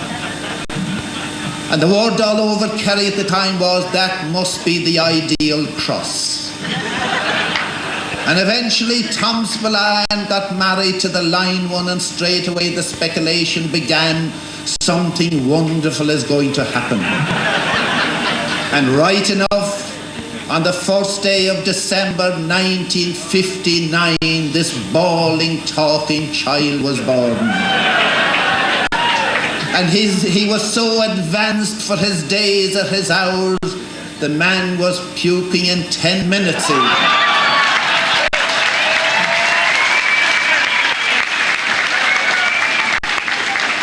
Being a little older, the word reached Dingle that a Messiah had been born.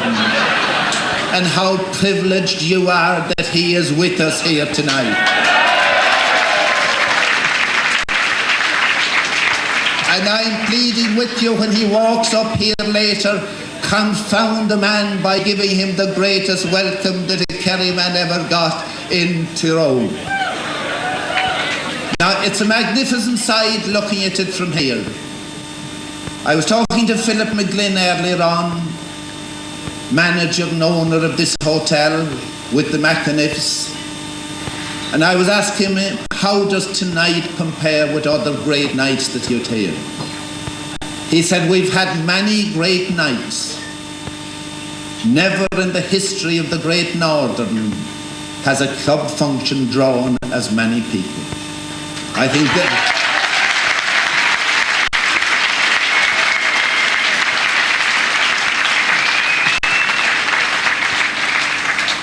And the Dromore Club that organised it, they must have been on the inside, because Philip McGlynn told me they came to him at least as far back as the month of May, talking about a massive night they were going to have. At that time, Dromore had not won the Senior League. Tyrone had not retained their National League. And it was still only a dream that Tyrone would win the All-Ireland. But I have a feeling that Dromore knew it would happen, and that's why tonight is such a significant night here.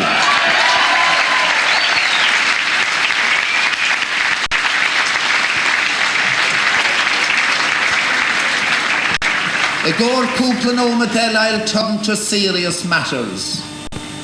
No the hiúl mishisteach an doris in a nocht an céadra the cunnig me howlig an guine, the date 1933.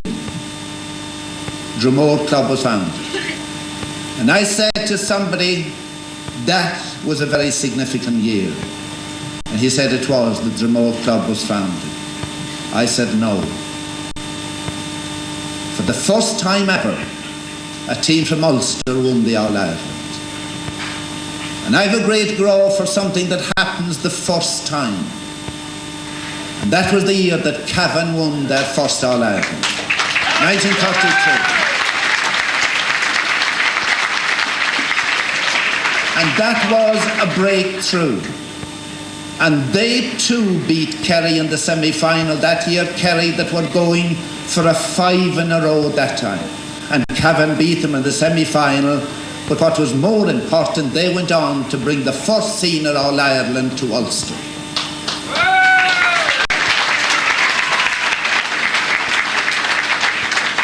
naturally people waited for another county to get there first. Before I tell you the sequence and the wonderful achievement it is, because tonight is a night for Dromore, Tyrone, I think, and Ulster to celebrate. If you look at the other provinces, Cavan won for the first time in 1933.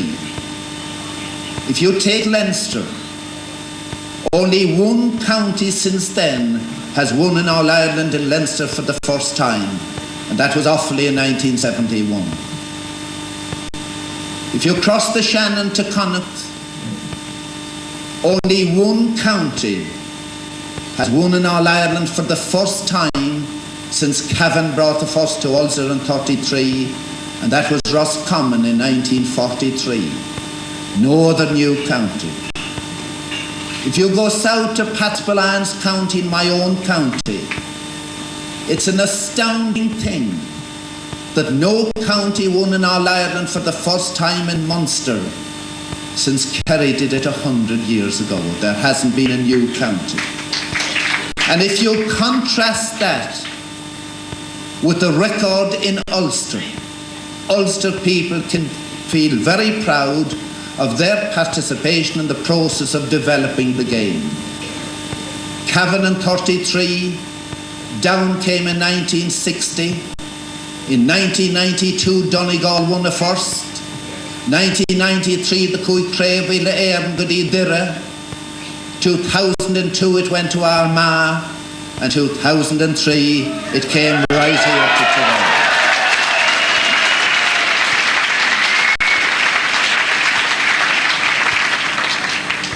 So that is Cavan, Down, Donegal, Derry, Armagh and Tyrone, while all other provinces were supplying one, or in Munster's case, none in 100 years. Sinean fágar ihe únta gar fadan shahe. And Roderna Kaderhame, there are people here from other counties other than Tyrone, but naturally we're outnumbered. Where would he be from? Armagh, of course. And we have an odd Cavan person here. Rotherwan Ella, the common bond we all have is the Gaelic Athletic Association. And this year's championships, are well won by Tyrone, attracted over 1 million spectators. And in many walks of life, north and south, we have made fantastic progress. And to make you realise the progress we have made, and maybe we don't appreciate at times, I'll finish by telling you roughly what an All-Ireland Championship was like 100 years ago. Take 1900. This was the championship of 1900. Galway got a walkover in Connacht, near a Vein Flat. Not one training session, no match. Antrim got a walkover in Ulster. They never had a training session, they never kicked a ball. The All-Ireland semi-final was fixed for Dundalk in the month of August. Antrim didn't show up.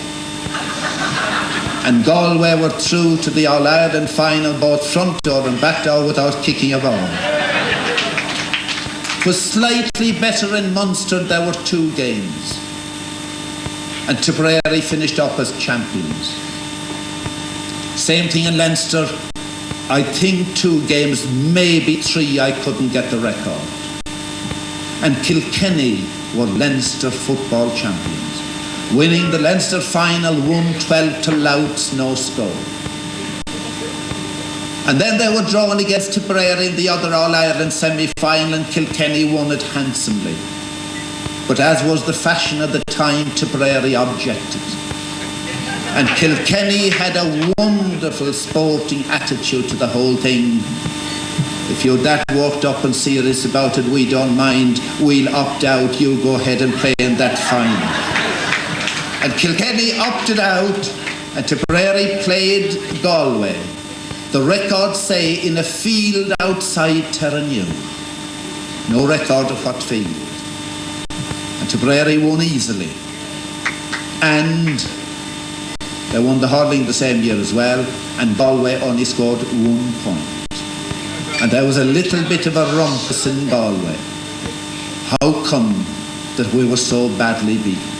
And the captain stood up for his players and said, if you look at it sensibly, you could put it all down to lack of match practice. Now that was the championship of 1900. Haven't we come a long way? And haven't we celebrating it fittingly? A hard, wonderful congratulations to Dromore, Tyrone and Ulster, and Mila Boyacus, also Kirahu Dumps at Tocton Sohanuk, from Vehanod Lawher. Logie is anxious to come back again. This man goes to sleep every night, no matter what his wife says, with a smile on his face in September. So, will Emile Machal give the layer?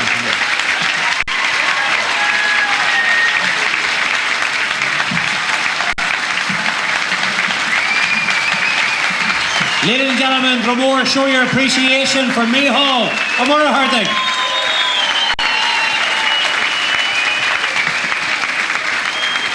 I must tell Monica that one, Micheál. I thought it was very interesting that Micheál said that all those years ago Antrim didn't turn up. Tyrone played Antrim in Casement Park. They didn't turn up this year either. Oh, it's very rough, isn't it? I have to say to you too, Micheál, it wasn't me. Hugh Quinn, the chairman of the organising committee, rang Logie last February about this dinner, and the conversation was, in his nice wee quiet way, I'm not telling that, and I am here just going, Logie, we might have a few trophies. And wasn't he right? What a few trophies here tonight. It was fantastic. Now, boys and girls, sometimes you can't see the wood for the trees, and we go to get luminaries like Micheál O'Muircheartaigh to come and speak at our dinners, who's fabulous. And then again, here in our own soil, among our own people, we have every big a name as those people. I'd like you now to put your hands together for a man who was a legend in the jersey, and he was a legend as a manager. He's a Tyrone man through and through. Put your hands together for our former manager and former star, all-star footballer, Eugene McKenna.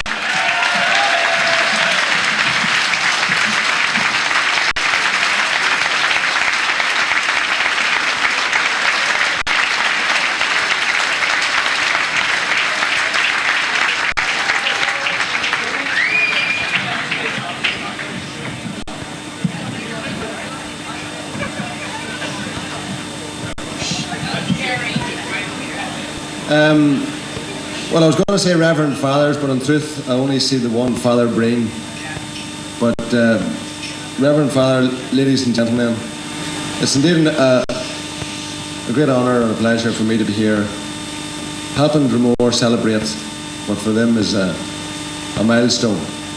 I wouldn't even attempt to cover the sort of ground that Micheál has just done there, or no one does it as well as he does. It's probably significant here that Pat Spillan's right behind me.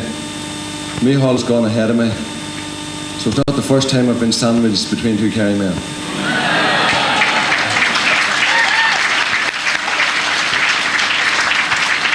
So I'm not expecting a free this time either. When Adrian Colton asked me here a week or so ago, Dromore and the mind started to go back, I suppose, over the years and what I really think of Dromore. And I went back, I suppose, my initial thoughts were back to '86. And after that Ireland final, I was recuperating and I got a lot of get well cards, and one of them arrived and it just said Eugene McKenna, footballer, on the outside of the envelope. I remember opening it in Dungannon where I lived at the time and thinking, well, I've really made it. The post office don't even need an address, they don't even need a town, they don't even need a county.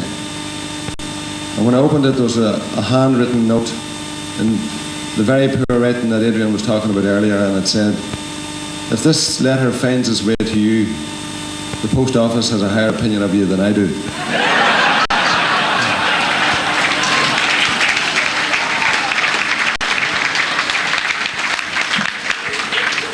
So I immediately threw it in the bin, but then I thought, no, I fished it out and looked at the postmark. Posted in Dromore. Dromore, I suppose for me, is Gartham Park, and it's interesting to see that there are plans to develop it. Most clubs, I suppose, are in similar situations where the demand is so great that they need to develop playing facilities. But whenever we went in Dromore, or had to play in Dromore, there was one man we always feared, Tommy.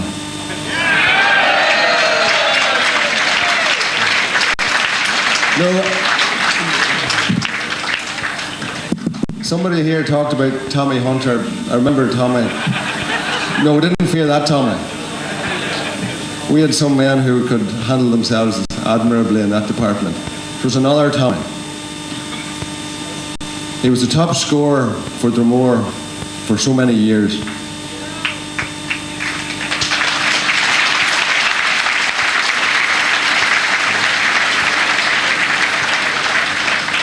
I think that round of applause was for Tommy Phillis, and I think it was well earned. Tommy's not here tonight.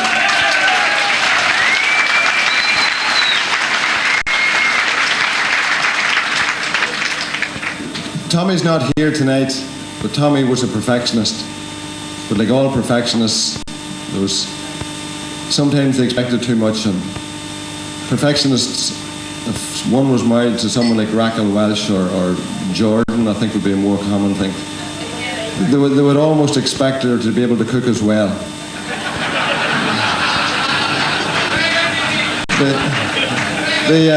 No, it's not that Tommy.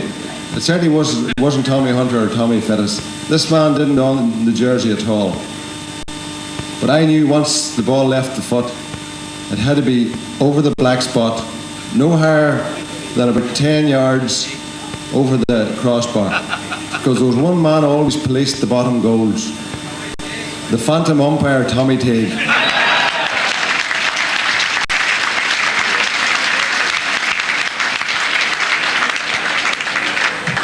Year after year, he was top scorer for Dromore.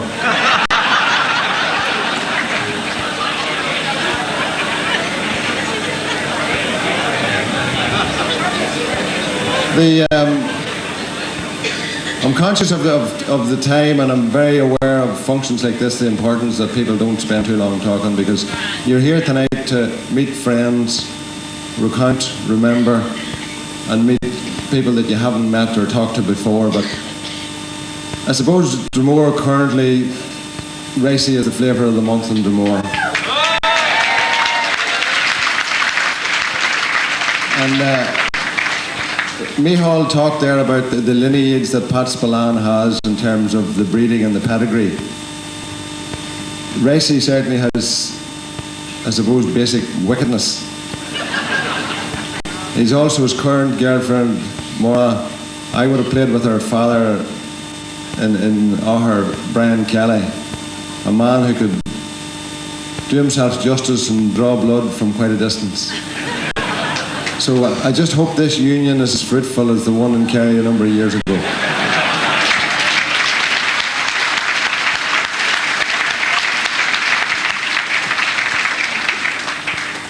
Micheál O'Mara-Hurtig may not remember the first time that he interviewed Racy, but Racy was quite nervous. He was up at the training pitch in O'Hare one evening and got himself and turned up new clothes. He didn't realise it was for radio.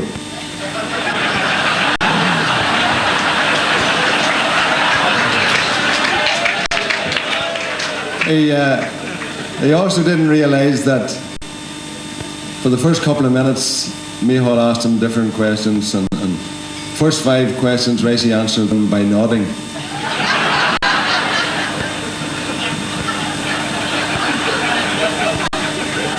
Racy has a reputation certainly for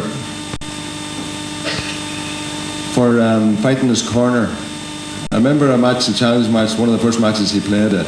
He arrived in at half time, clutching a very bad, it was a fairly rough match against, it was a challenge match against Armagh, and he arrived in clutching a fairly badly damaged and gashed and bleeding leg, and he wouldn't tell me who owned it.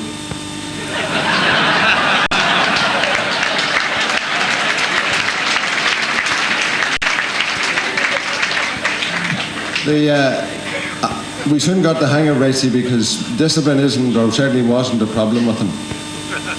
Once the mere sign that he was going to cause trouble, we just threatened to take away his plasticine.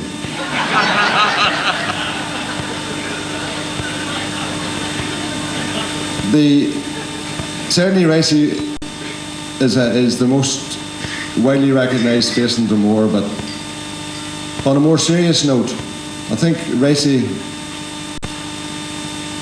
can offer an awful lot of example to people in Dromore, because he came to us and it took him about 15 months to become an overnight success. He trained, he arrived with not an awful lot other than a desire to be the best. We certainly recognised that in him and gave him every opportunity to build all of the bits and pieces of the jigsaw that he needed to take him where he wanted to go. I think he's a shining example of what Dromore can produce. Well done, lad.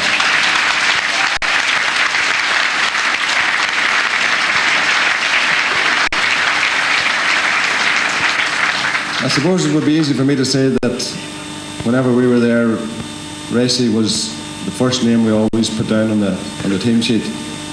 But that's actually not true, because Putty was always the first. Well done, Peter.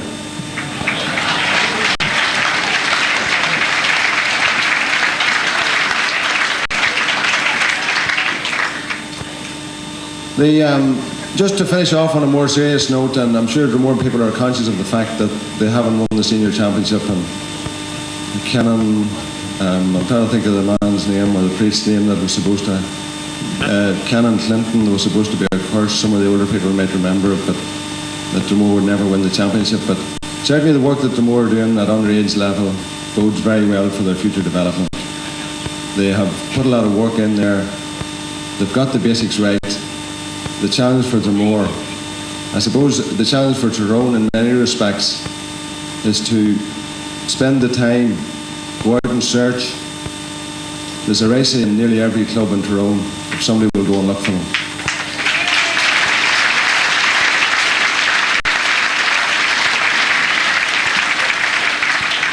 Finally, I think Dromore know where they're going.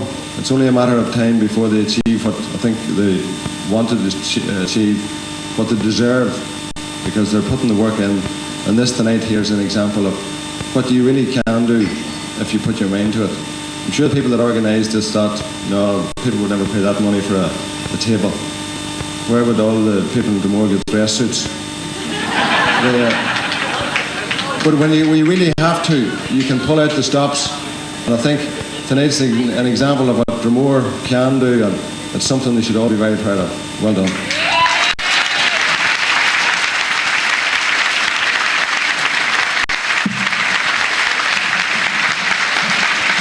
Ladies and gentlemen, one of the best we ever produced. As a player and a manager, a man who did so much for these young men as well, Eugene McKenna.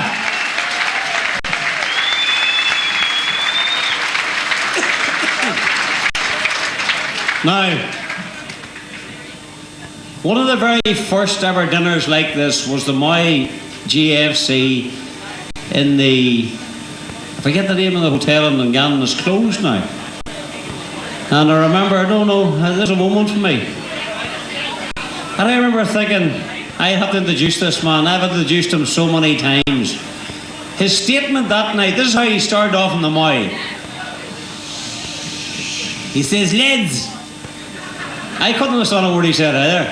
He just says, lads. He says, look at me, he says, I've won so many Munster titles. I've won so many National League titles. I've won so many All-Ireland titles. And I'm looking down at Peter Canavan. He's won nothing. They call him Peter the Great, and they call me bollocks. And I thought long and hard, yes, I am the happiest man in Tyrone Meahaw. I do go to bed every night smiling. And I thought, how can I introduce Spillane? Spillane I would have to describe as the greatest footballer. Pat Spillane, the greatest footballer I have ever heard. Ladies and gentlemen, there's a big dose of humble pie up at this microphone. Would you give a very special welcome all the way from Kerry, the mouth behind the mic, Paspalan!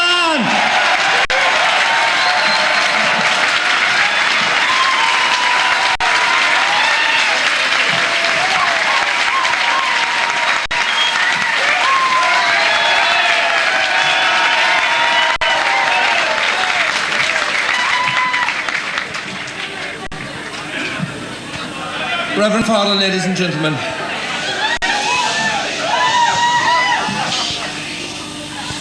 it's been brought to my attention tonight,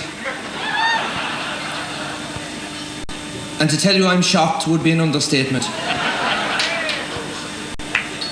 It would appear that sometime over the last 12 months I might have offended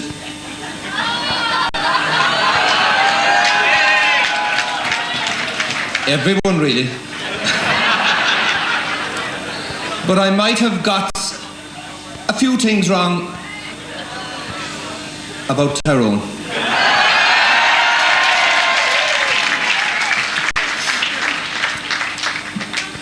Can I take this opportunity tonight, beg for forgiveness, on my knees,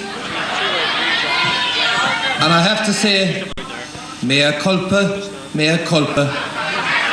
I was wrong.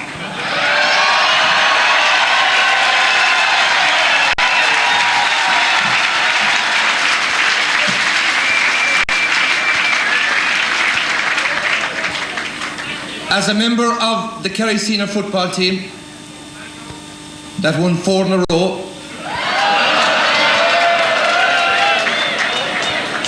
78, 79, 80 and 81. And as a member of the Kerry senior football team that won 3 in a row, 84, 85, and wait for it, 86! And as a member of the Kerry football team that won in All-Ireland in 1975, might I congratulate the Tyrone 1 in a row team of 2003.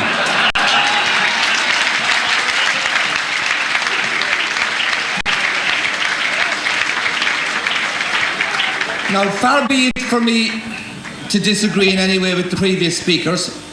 I quite enjoyed Patsy O'Hagan because I'm a believer it's when they stop talking about you, you're in deep shite. Patsy's poetry is excellent. His mathematics is a little bit suspect. How he came from 86 and 7 years to 2003, I can't figure that out. Or was it a case that 17 didn't rhyme? And I know Michal is the expert on J, and he was right that a couple of days after 1959 I did start to puke. At that stage though I was 4 years of age. Michal, it's 1955, Michal. Now one of the things I do a lot of, go around to a lot of these functions swallowing and eating humble pie. But Sterling is good.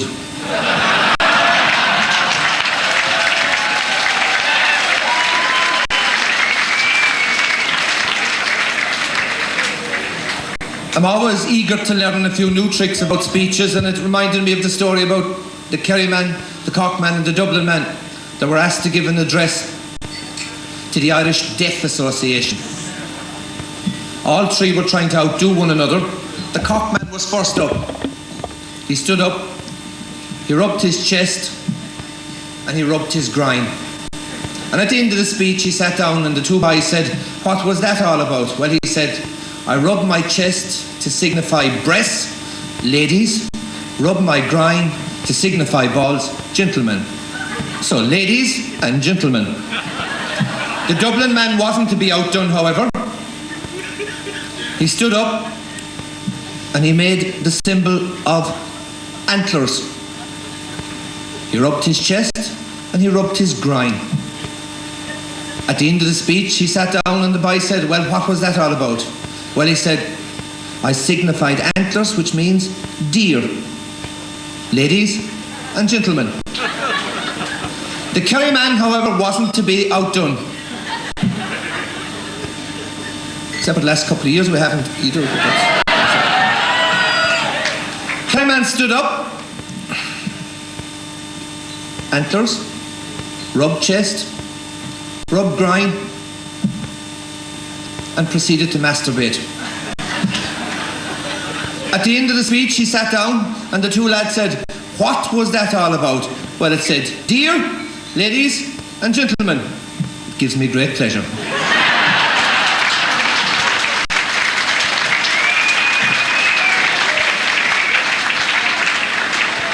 And it does give me great pleasure to be here in Tyrone tonight.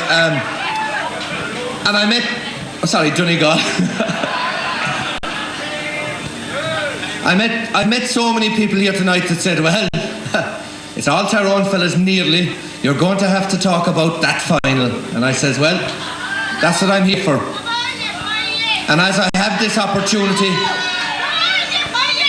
and having a captive audience, I'd like to talk about that final. The best team won, no doubt about it. I thought great defensive displays, great individual displays, and no doubt about it, that fair-haired man was deserving of man of the match.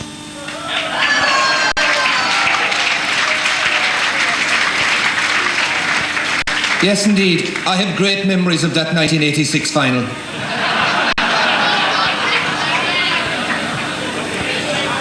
I came over on the bus tonight with the great Plunket Donaghy.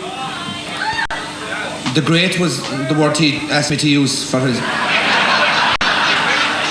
They tell me that, and I'm not going to slag off his hairstyle because I've done this for about 10 years in a row, but I can rest assured I don't think it's the bottle.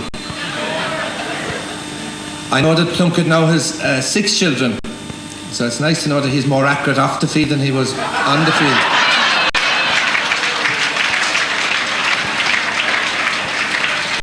I do recall with fondness that 1986 final, and can I just say, because I have an opportunity of saying it here, about my immediate opponent, the man that was marking me that day, Kevin McCabe.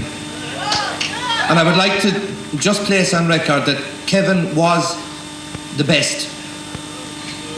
Undoubtedly, I without any hesitation, I would say that Kevin was the best looking wing back that ever marked me.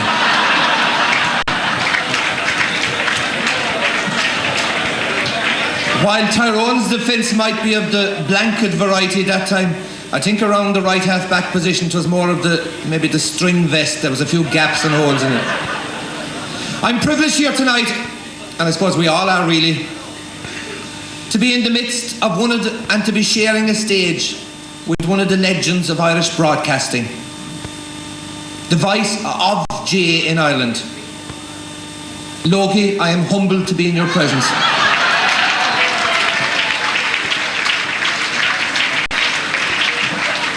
All I can say is, the bastard. He has some neck as a selector in the All-Stars.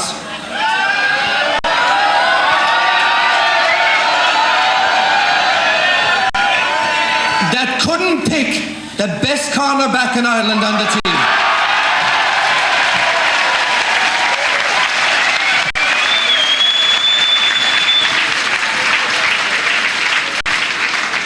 But they always told me about those Dungannon fellas. They didn't give a shit about anything outside of Dungannon. As a Kerry man, one time I could stand up here and preach to you about football and how to play the game because we were successful. Sadly, those days are gone. Long gone. It was a humiliating experience to be beaten by Tyrone, and deservedly hammered, and should have been probably hammered by more. Paddy in particular took it probably worse than others. He rang the Samaritans the Tuesday. He rang the Samaritans on the Tuesday after the match. They hung up.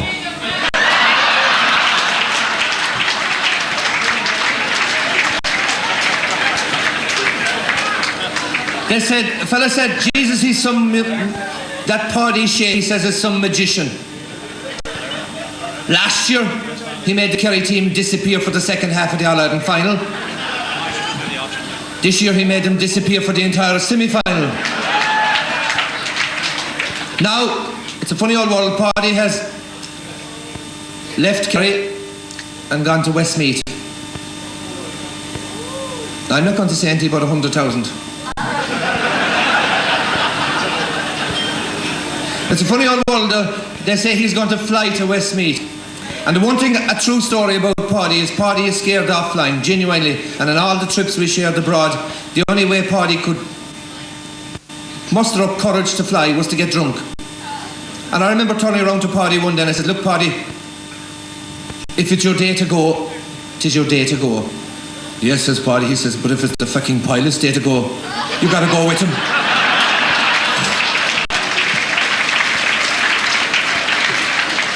I know there are supporters from Armagh here tonight.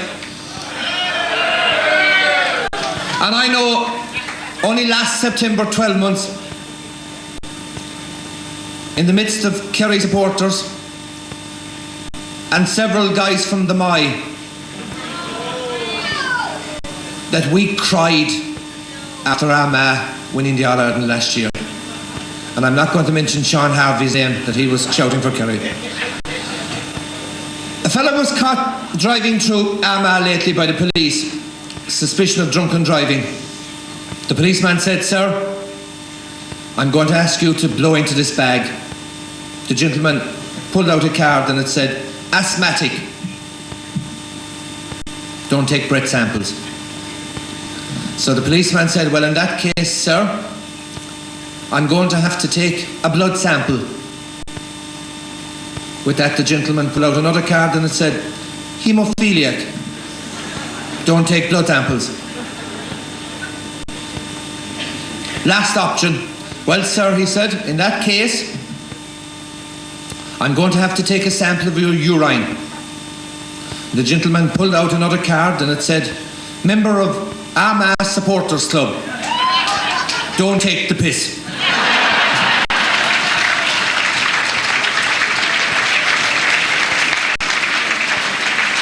Tommy Lyons of Dublin rang Mick O'Dwyer a couple of weeks ago and he said, Mick, I've been invited back by my old school to tell them all I know about football. What should I tell them? Mick said, Tommy, tell them you got the flu.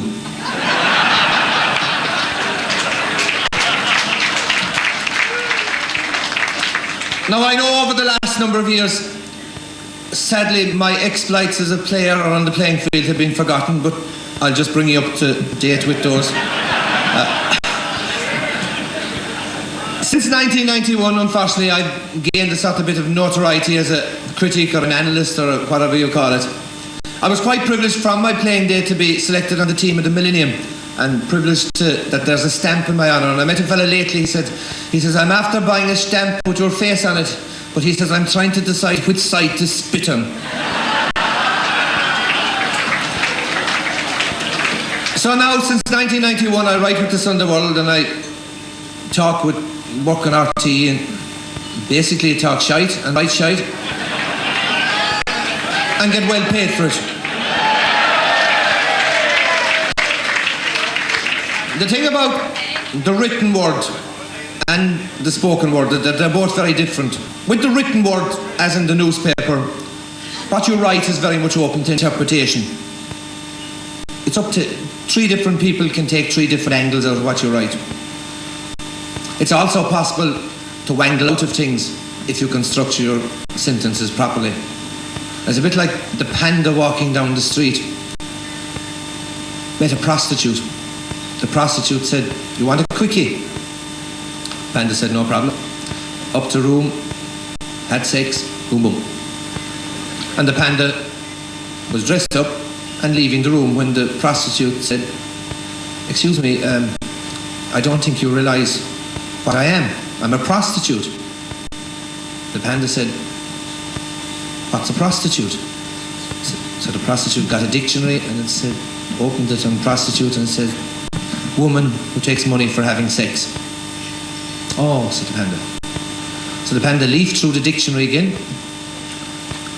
found panda,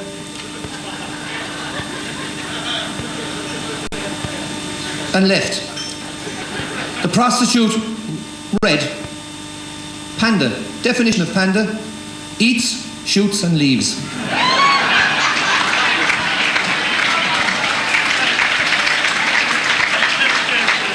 The thing about the spoken word, you can either talk your way into trouble or you can talk your way out of trouble. Now in my case, every fucking year I talk my way straight into trouble. So now I'm considered a complete critic. And they say, what is a critic? There's two definitions to critic. Brendan Behan had one. He says a critic is like a chaplain to a brothel. He knows how it's done. He sees it being done every day, but he's never done it himself. Now, I don't think I fit that description of critic. Those who are sharp amongst you will obviously know he was referring to Jarlath Burns.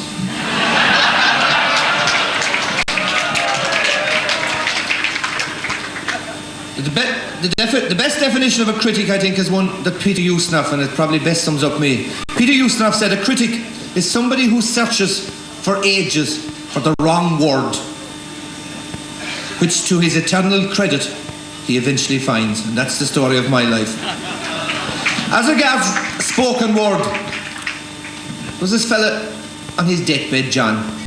And John and Mary had 4 sons. 3 big strapping lads and 1 miserable little creature called Michelin. And John said, Mary, before I die, the little one, Michelin, is he really mine? Is he ours? Oh, Mary says, I promise you, John, on my deathbed, he is. He is yours. With that, John closed his eyes and passed away peacefully. Jesus Christ, says Mary, thanks be to God, he didn't ask me about the other 3.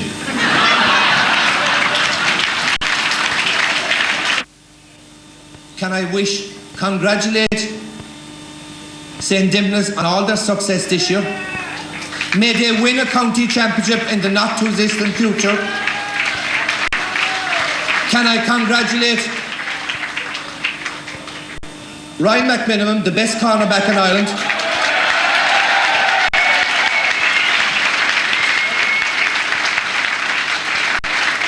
Philip Jordan, Tyrone's best player this year.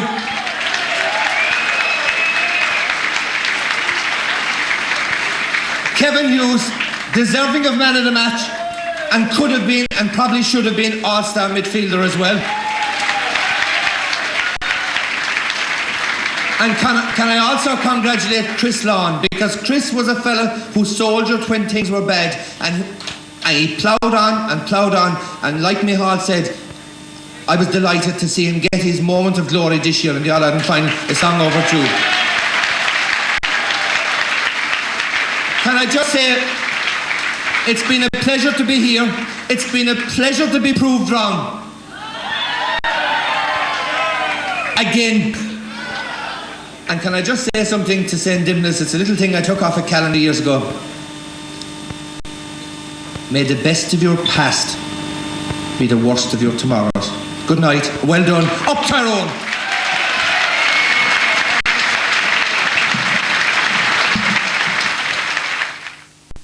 Ladies and gentlemen, put your hands together for Pat Spillane. Now, if we can get the lights up in the hall, don't be going away. We're going to have a great bit of fun now. We're going to do the auction. It's interesting there now that Pat Spillane was slagging Logie, but Logie was right this year. And I see it, Pat Spillane talking about masturbation. The word beginning W springs to mind, Pat. But there you are.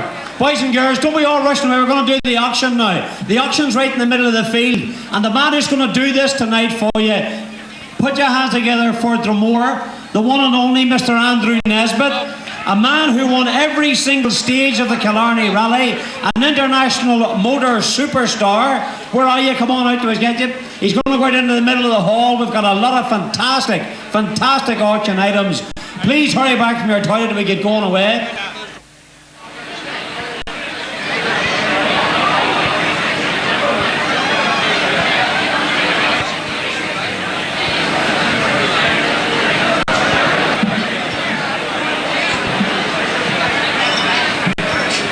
Ladies and gentlemen, just at £170 for the ball. Where is the ball? Hold the ball up.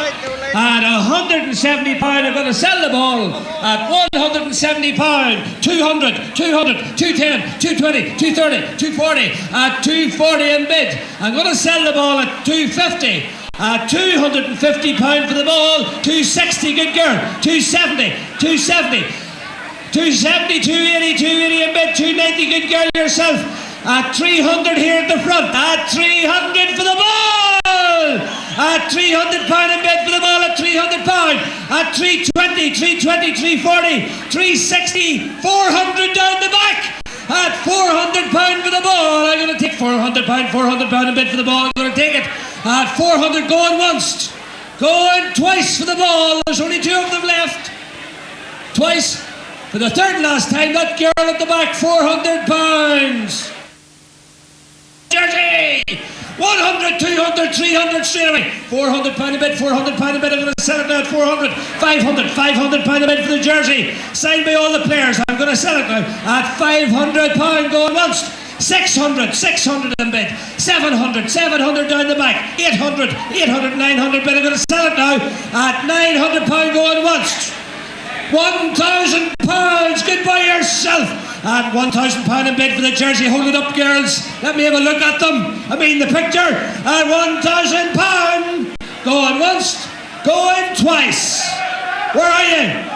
1,100. 1,100. 1,100. You're out over there. 1,200. 1,200. You're out at 13. 1,300. 1,400. 1,400. I'm going to take it at 1,500. Goodbye. 1,600. 16. I'm going to take it at £1,600. Give me 50 quid and I'll take it at £1,700. At £1,700 going once. Going twice. Over here. For the third again at 70. Are we going to let a Fermanagh man buy this jersey, boys?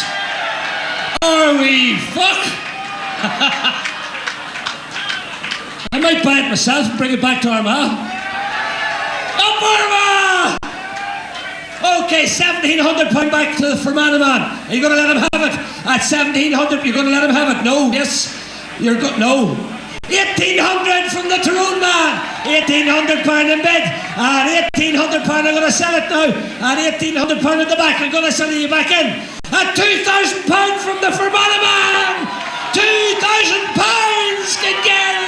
At £2,000 going once. Are you going to bid me again? Going twice. Where's all you Tyrone men? Yous are floozies. There's a Fermanagh man in buying this. At £2,000 going once, going twice. For the third and last time, 2,100, 2,100, 2,100. You're bidding this, are you? No, she's shaking hands with somebody. £2,000 back to the Fermanagh man. Going once, twice. Sold that big fella there from Fermanagh. Big round of applause. Round of applause. And just to let you know that Erin Barrett bought the football at £400 at table 57. The next auction item is Saturday dinner, bed and breakfast and golf, the Sleeve Russell Hotel, sponsored by J.F. McKenna Mushroom Supplies. Take it away, Andy. And also, just to let you know that Joe Mahan bought the Tyrone jersey at £2,000, Joe. At 250, 300, 300, you're out. At 350, 350, you're out. At 350 for the two pictures. At 350 going once, going twice. Are you bidding? At 350, where are you? Over here, yep. At 350 twice, for the third and last time. Sold that young fellow over there, I don't know what his name. What's your name? Kieran Teague. Kieran Teague, £350. And next up, Andre, is the autographed and encased hurley of DJ Curry, a two All-Ireland hurling final stand tickets for next year, sponsored by Dromore Credit Union. I'll take 50 quid. Go in twice. Who's going to give me another 50 quid in the house? Where are you? Going once. Andre, over there. Where? Over to your left. 900. 900 in bid. At £900 in bid. Over here at £900 with a ticket over £900. I'm going to take it now at £900. Going once. Go in twice. Where are you? £1,000.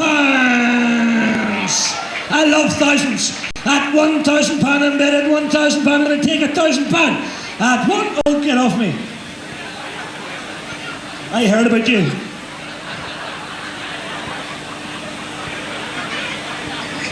Okay, now this is going to go at £1,000 a bit at the Sinn Féin table. At £1,000. Paisley would love to see me doing this. At £1,000 a bit. At £1,000. At £1,000. It's sold over here. At 1,050 back in. At 1,050 Sinn Féin, you're right. At 1,050. At 1,050 a bit. At 1,050 going once. Here, is it right? Go in twice. He's back in. £1,100. You can't put this down. You hear you? At £1,100. At £1,100, a bit of £1,100. 1150. 1150. He's right. At 1150. The DUP's back in. At 1150. Yo. At 1150 going once. He's right. Go in twice. 1,250. You're back in again. At 1250. 1250. 1350. 1350. He's right again, boys. At £1,350 to the DUP, at £1,350 in Sinn Féin's out. Go in once, go in twice. He's back in, boys. I'm going to give you another half a chance. £1,350. £1,500. At £1,500, £1,500, the Sinn Féin table at £1,500. At £1,500, I'm going to get the cuts going yet. At £1,600. 16 DUP's back in again. At £1,600. At £1,600, at £1,600. You're out. You're in. At £1,600. Look at hold it up, big early. At £1,600, go on once. Go in twice. You're out. Come on, boys, you can take it out of the coffers. £1,600. Going once. Are you betting? Going twice. It's going to the DUP table for the third leg. £1,800. Woo! £1,800. Oh my God! At £1,800 going once. At £1,800, £1,800, Sinn Féin's back in. At 18, I noticed there's no SDLP tables here tonight. These were all in a yard, weren't you? Fucking right. Even Trimble had a table on it. Right, at £1,800 to Sinn Féin, at £1,800 a bid. At £1,800 a bid, at £1,800. I'm going to sell this heifer at £1,800. At £1,800 going once, going twice. For the third and last time, Sinn Féiners, £1,800. Ladies and gentlemen, listen, you're going to have to pay a bit more respect to this man. Andrew Knipp has come on here and he's working like a Trojan tonight for Dromore. Put your hands together for an absolutely fantastic auction here. Unbelievable. Thank you, Yogi. Logie. Next up is these balls. Some water there, please. Water. Who hold that ball up there, you girl? That's signed by the All-Ireland champions, Tyrone. Okay. Who's going to give me another? This is the last ball, by the way. £10 in the house anywhere for the ball. I'm going to sell it. £10, £20, £30, £40, £50, £60 a bit, £60 a bit, £60, £70, £80, £90 a bit. For the ball, the last ball. 600. Goodbye yourself. 600. You're out. 600 down the back at 700. No, 650. Okay. At £650. Going once. He's right. At 650 going once. Going twice. For the third, where are you? 700. Good man at the bar. 700, 700, 750, 750, you're out at the bar. 750 for the ball. At 750 going once, going twice, you're out at the bar. 750 over here, you're out. 750 once, twice. Third last time, that gentleman with the dicky bro over there, £750. Well done, Andy. Thanks very much. Next up, could somebody get him a glass of water quick? 50, 100, 150, 150 pound a bid. 200, 250, 250, 300 a bid. 350 out the back. At 350, 400 a bid.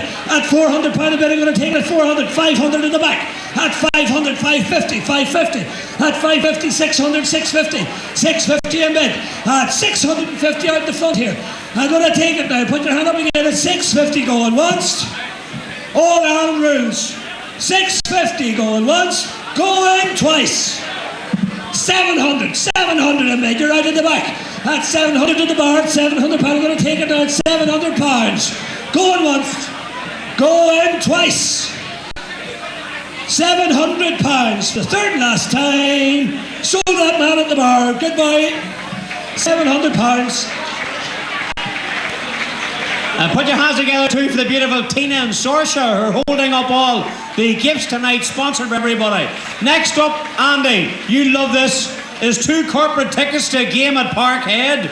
Includes tour lunch, drinks, a great day at Celtic Park, sponsored by AFT Liquor Stores in Oma, overnight stay in Glasgow, and a signed Celtic jersey. By the way, before you start to, Sinn Féin right up bought the jersey at 1800, and Peter McGrath bought the International Rules jersey at 750. So there you are. Tickets to Celtic, take it away. £1,600, 1,700, 1,700, 1,800, 1,800, 1,900, 1,900, 1,900. You back in here, it's £1,900. At £1,900 going once, going twice. Anybody else spin at £1,900? So they're going to take it at £1,900 going once, twice. 3 times, £1,900 up right there. Well done, Andrew, thank you very much indeed. Next up is a framed and autographed Irish rugby jersey, kindly donated by Morris Diamond, and all proceeds for this one, boys and girls, goes to the Irish Handicapped Pilgrimage Trust. So 100, I'm going to sell it now. 25 at £2,500. I'm going to sell this Milan shirt. I'm going to sell it off his back at 2,500 going once, going twice. Who's bidding? At £2,500 going once, going twice. For the third and last, who's bidding? Third and last time. Sold to Kevin at £2,500.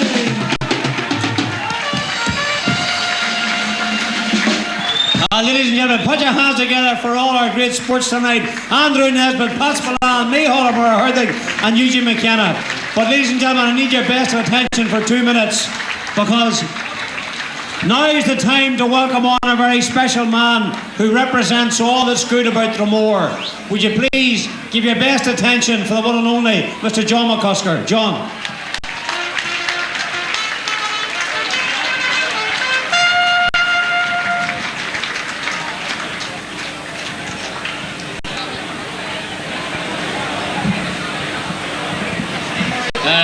Right, Canon Breen, ladies and gentlemen, it's just my job to thank you all for a wonderful night.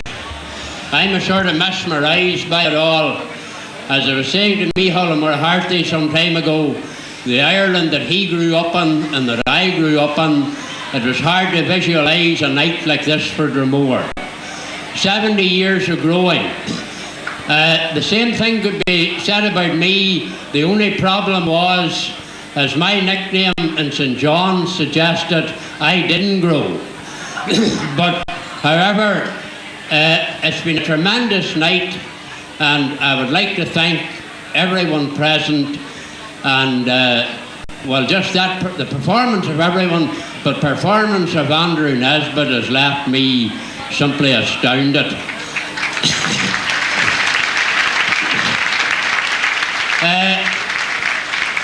We're not, I want just, because he's a we all know, and we know he's a very special man, and I want the chairman of the club to make a presentation here.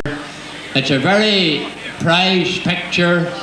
It's a painting of the founders of the GAA outside Hayes Hotel, and I'm asking Michael O'Murharty to come up, and the chairman of the club will present it to him.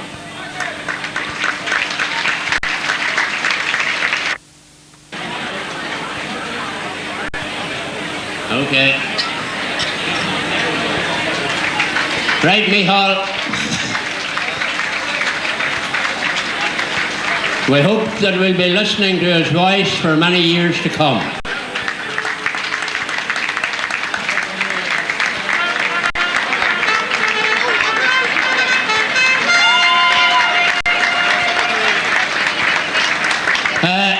We can't leave the ladies out, and I know she'll be embarrassed maybe by it, but would like to make a little presentation of flowers to Mrs. O'Murharty.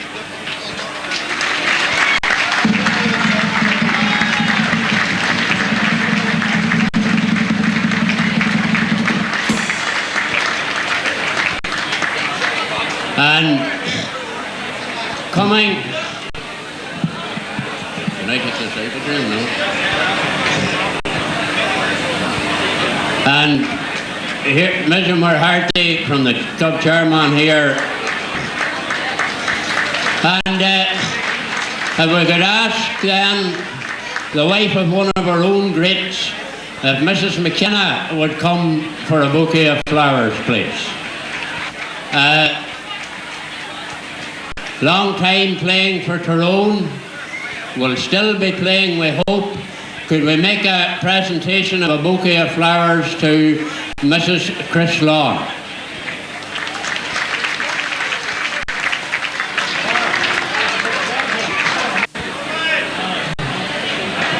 What do you do about it?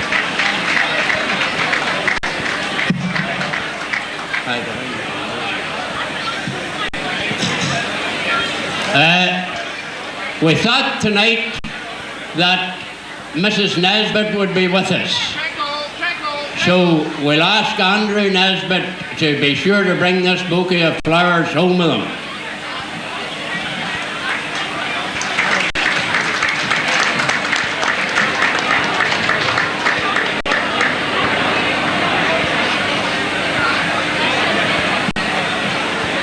Okay, all right. So, thanks everyone. I hope you enjoy the rest of the night, those of you that are getting ready now for dancing. Gentlemen, thank you to John McCusker, and should we just take the opportunity now to go through them very quickly, to thank Patsy O'Hagan, to thank Eugene McKenna, to thank Micheál O'Murharty, and to thank Pat Spillane. But most of all, put your hands together for the National Football League champions and the best team in Ireland, led by Ryan McManaman, Tyrone. And thank once again for making this 70th anniversary dinner such a huge success. We'll hand you over now to Helen McCaffrey and the All-Stars. Enjoy the rest of the evening. Good night. God bless. Birds are singing by my side. Strike up for him.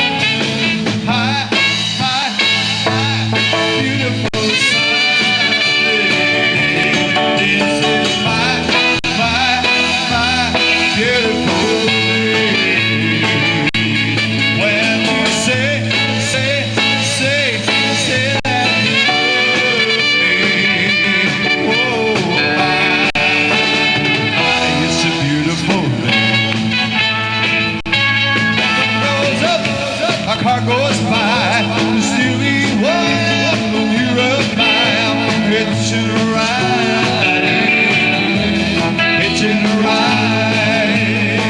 I've gotta get me home.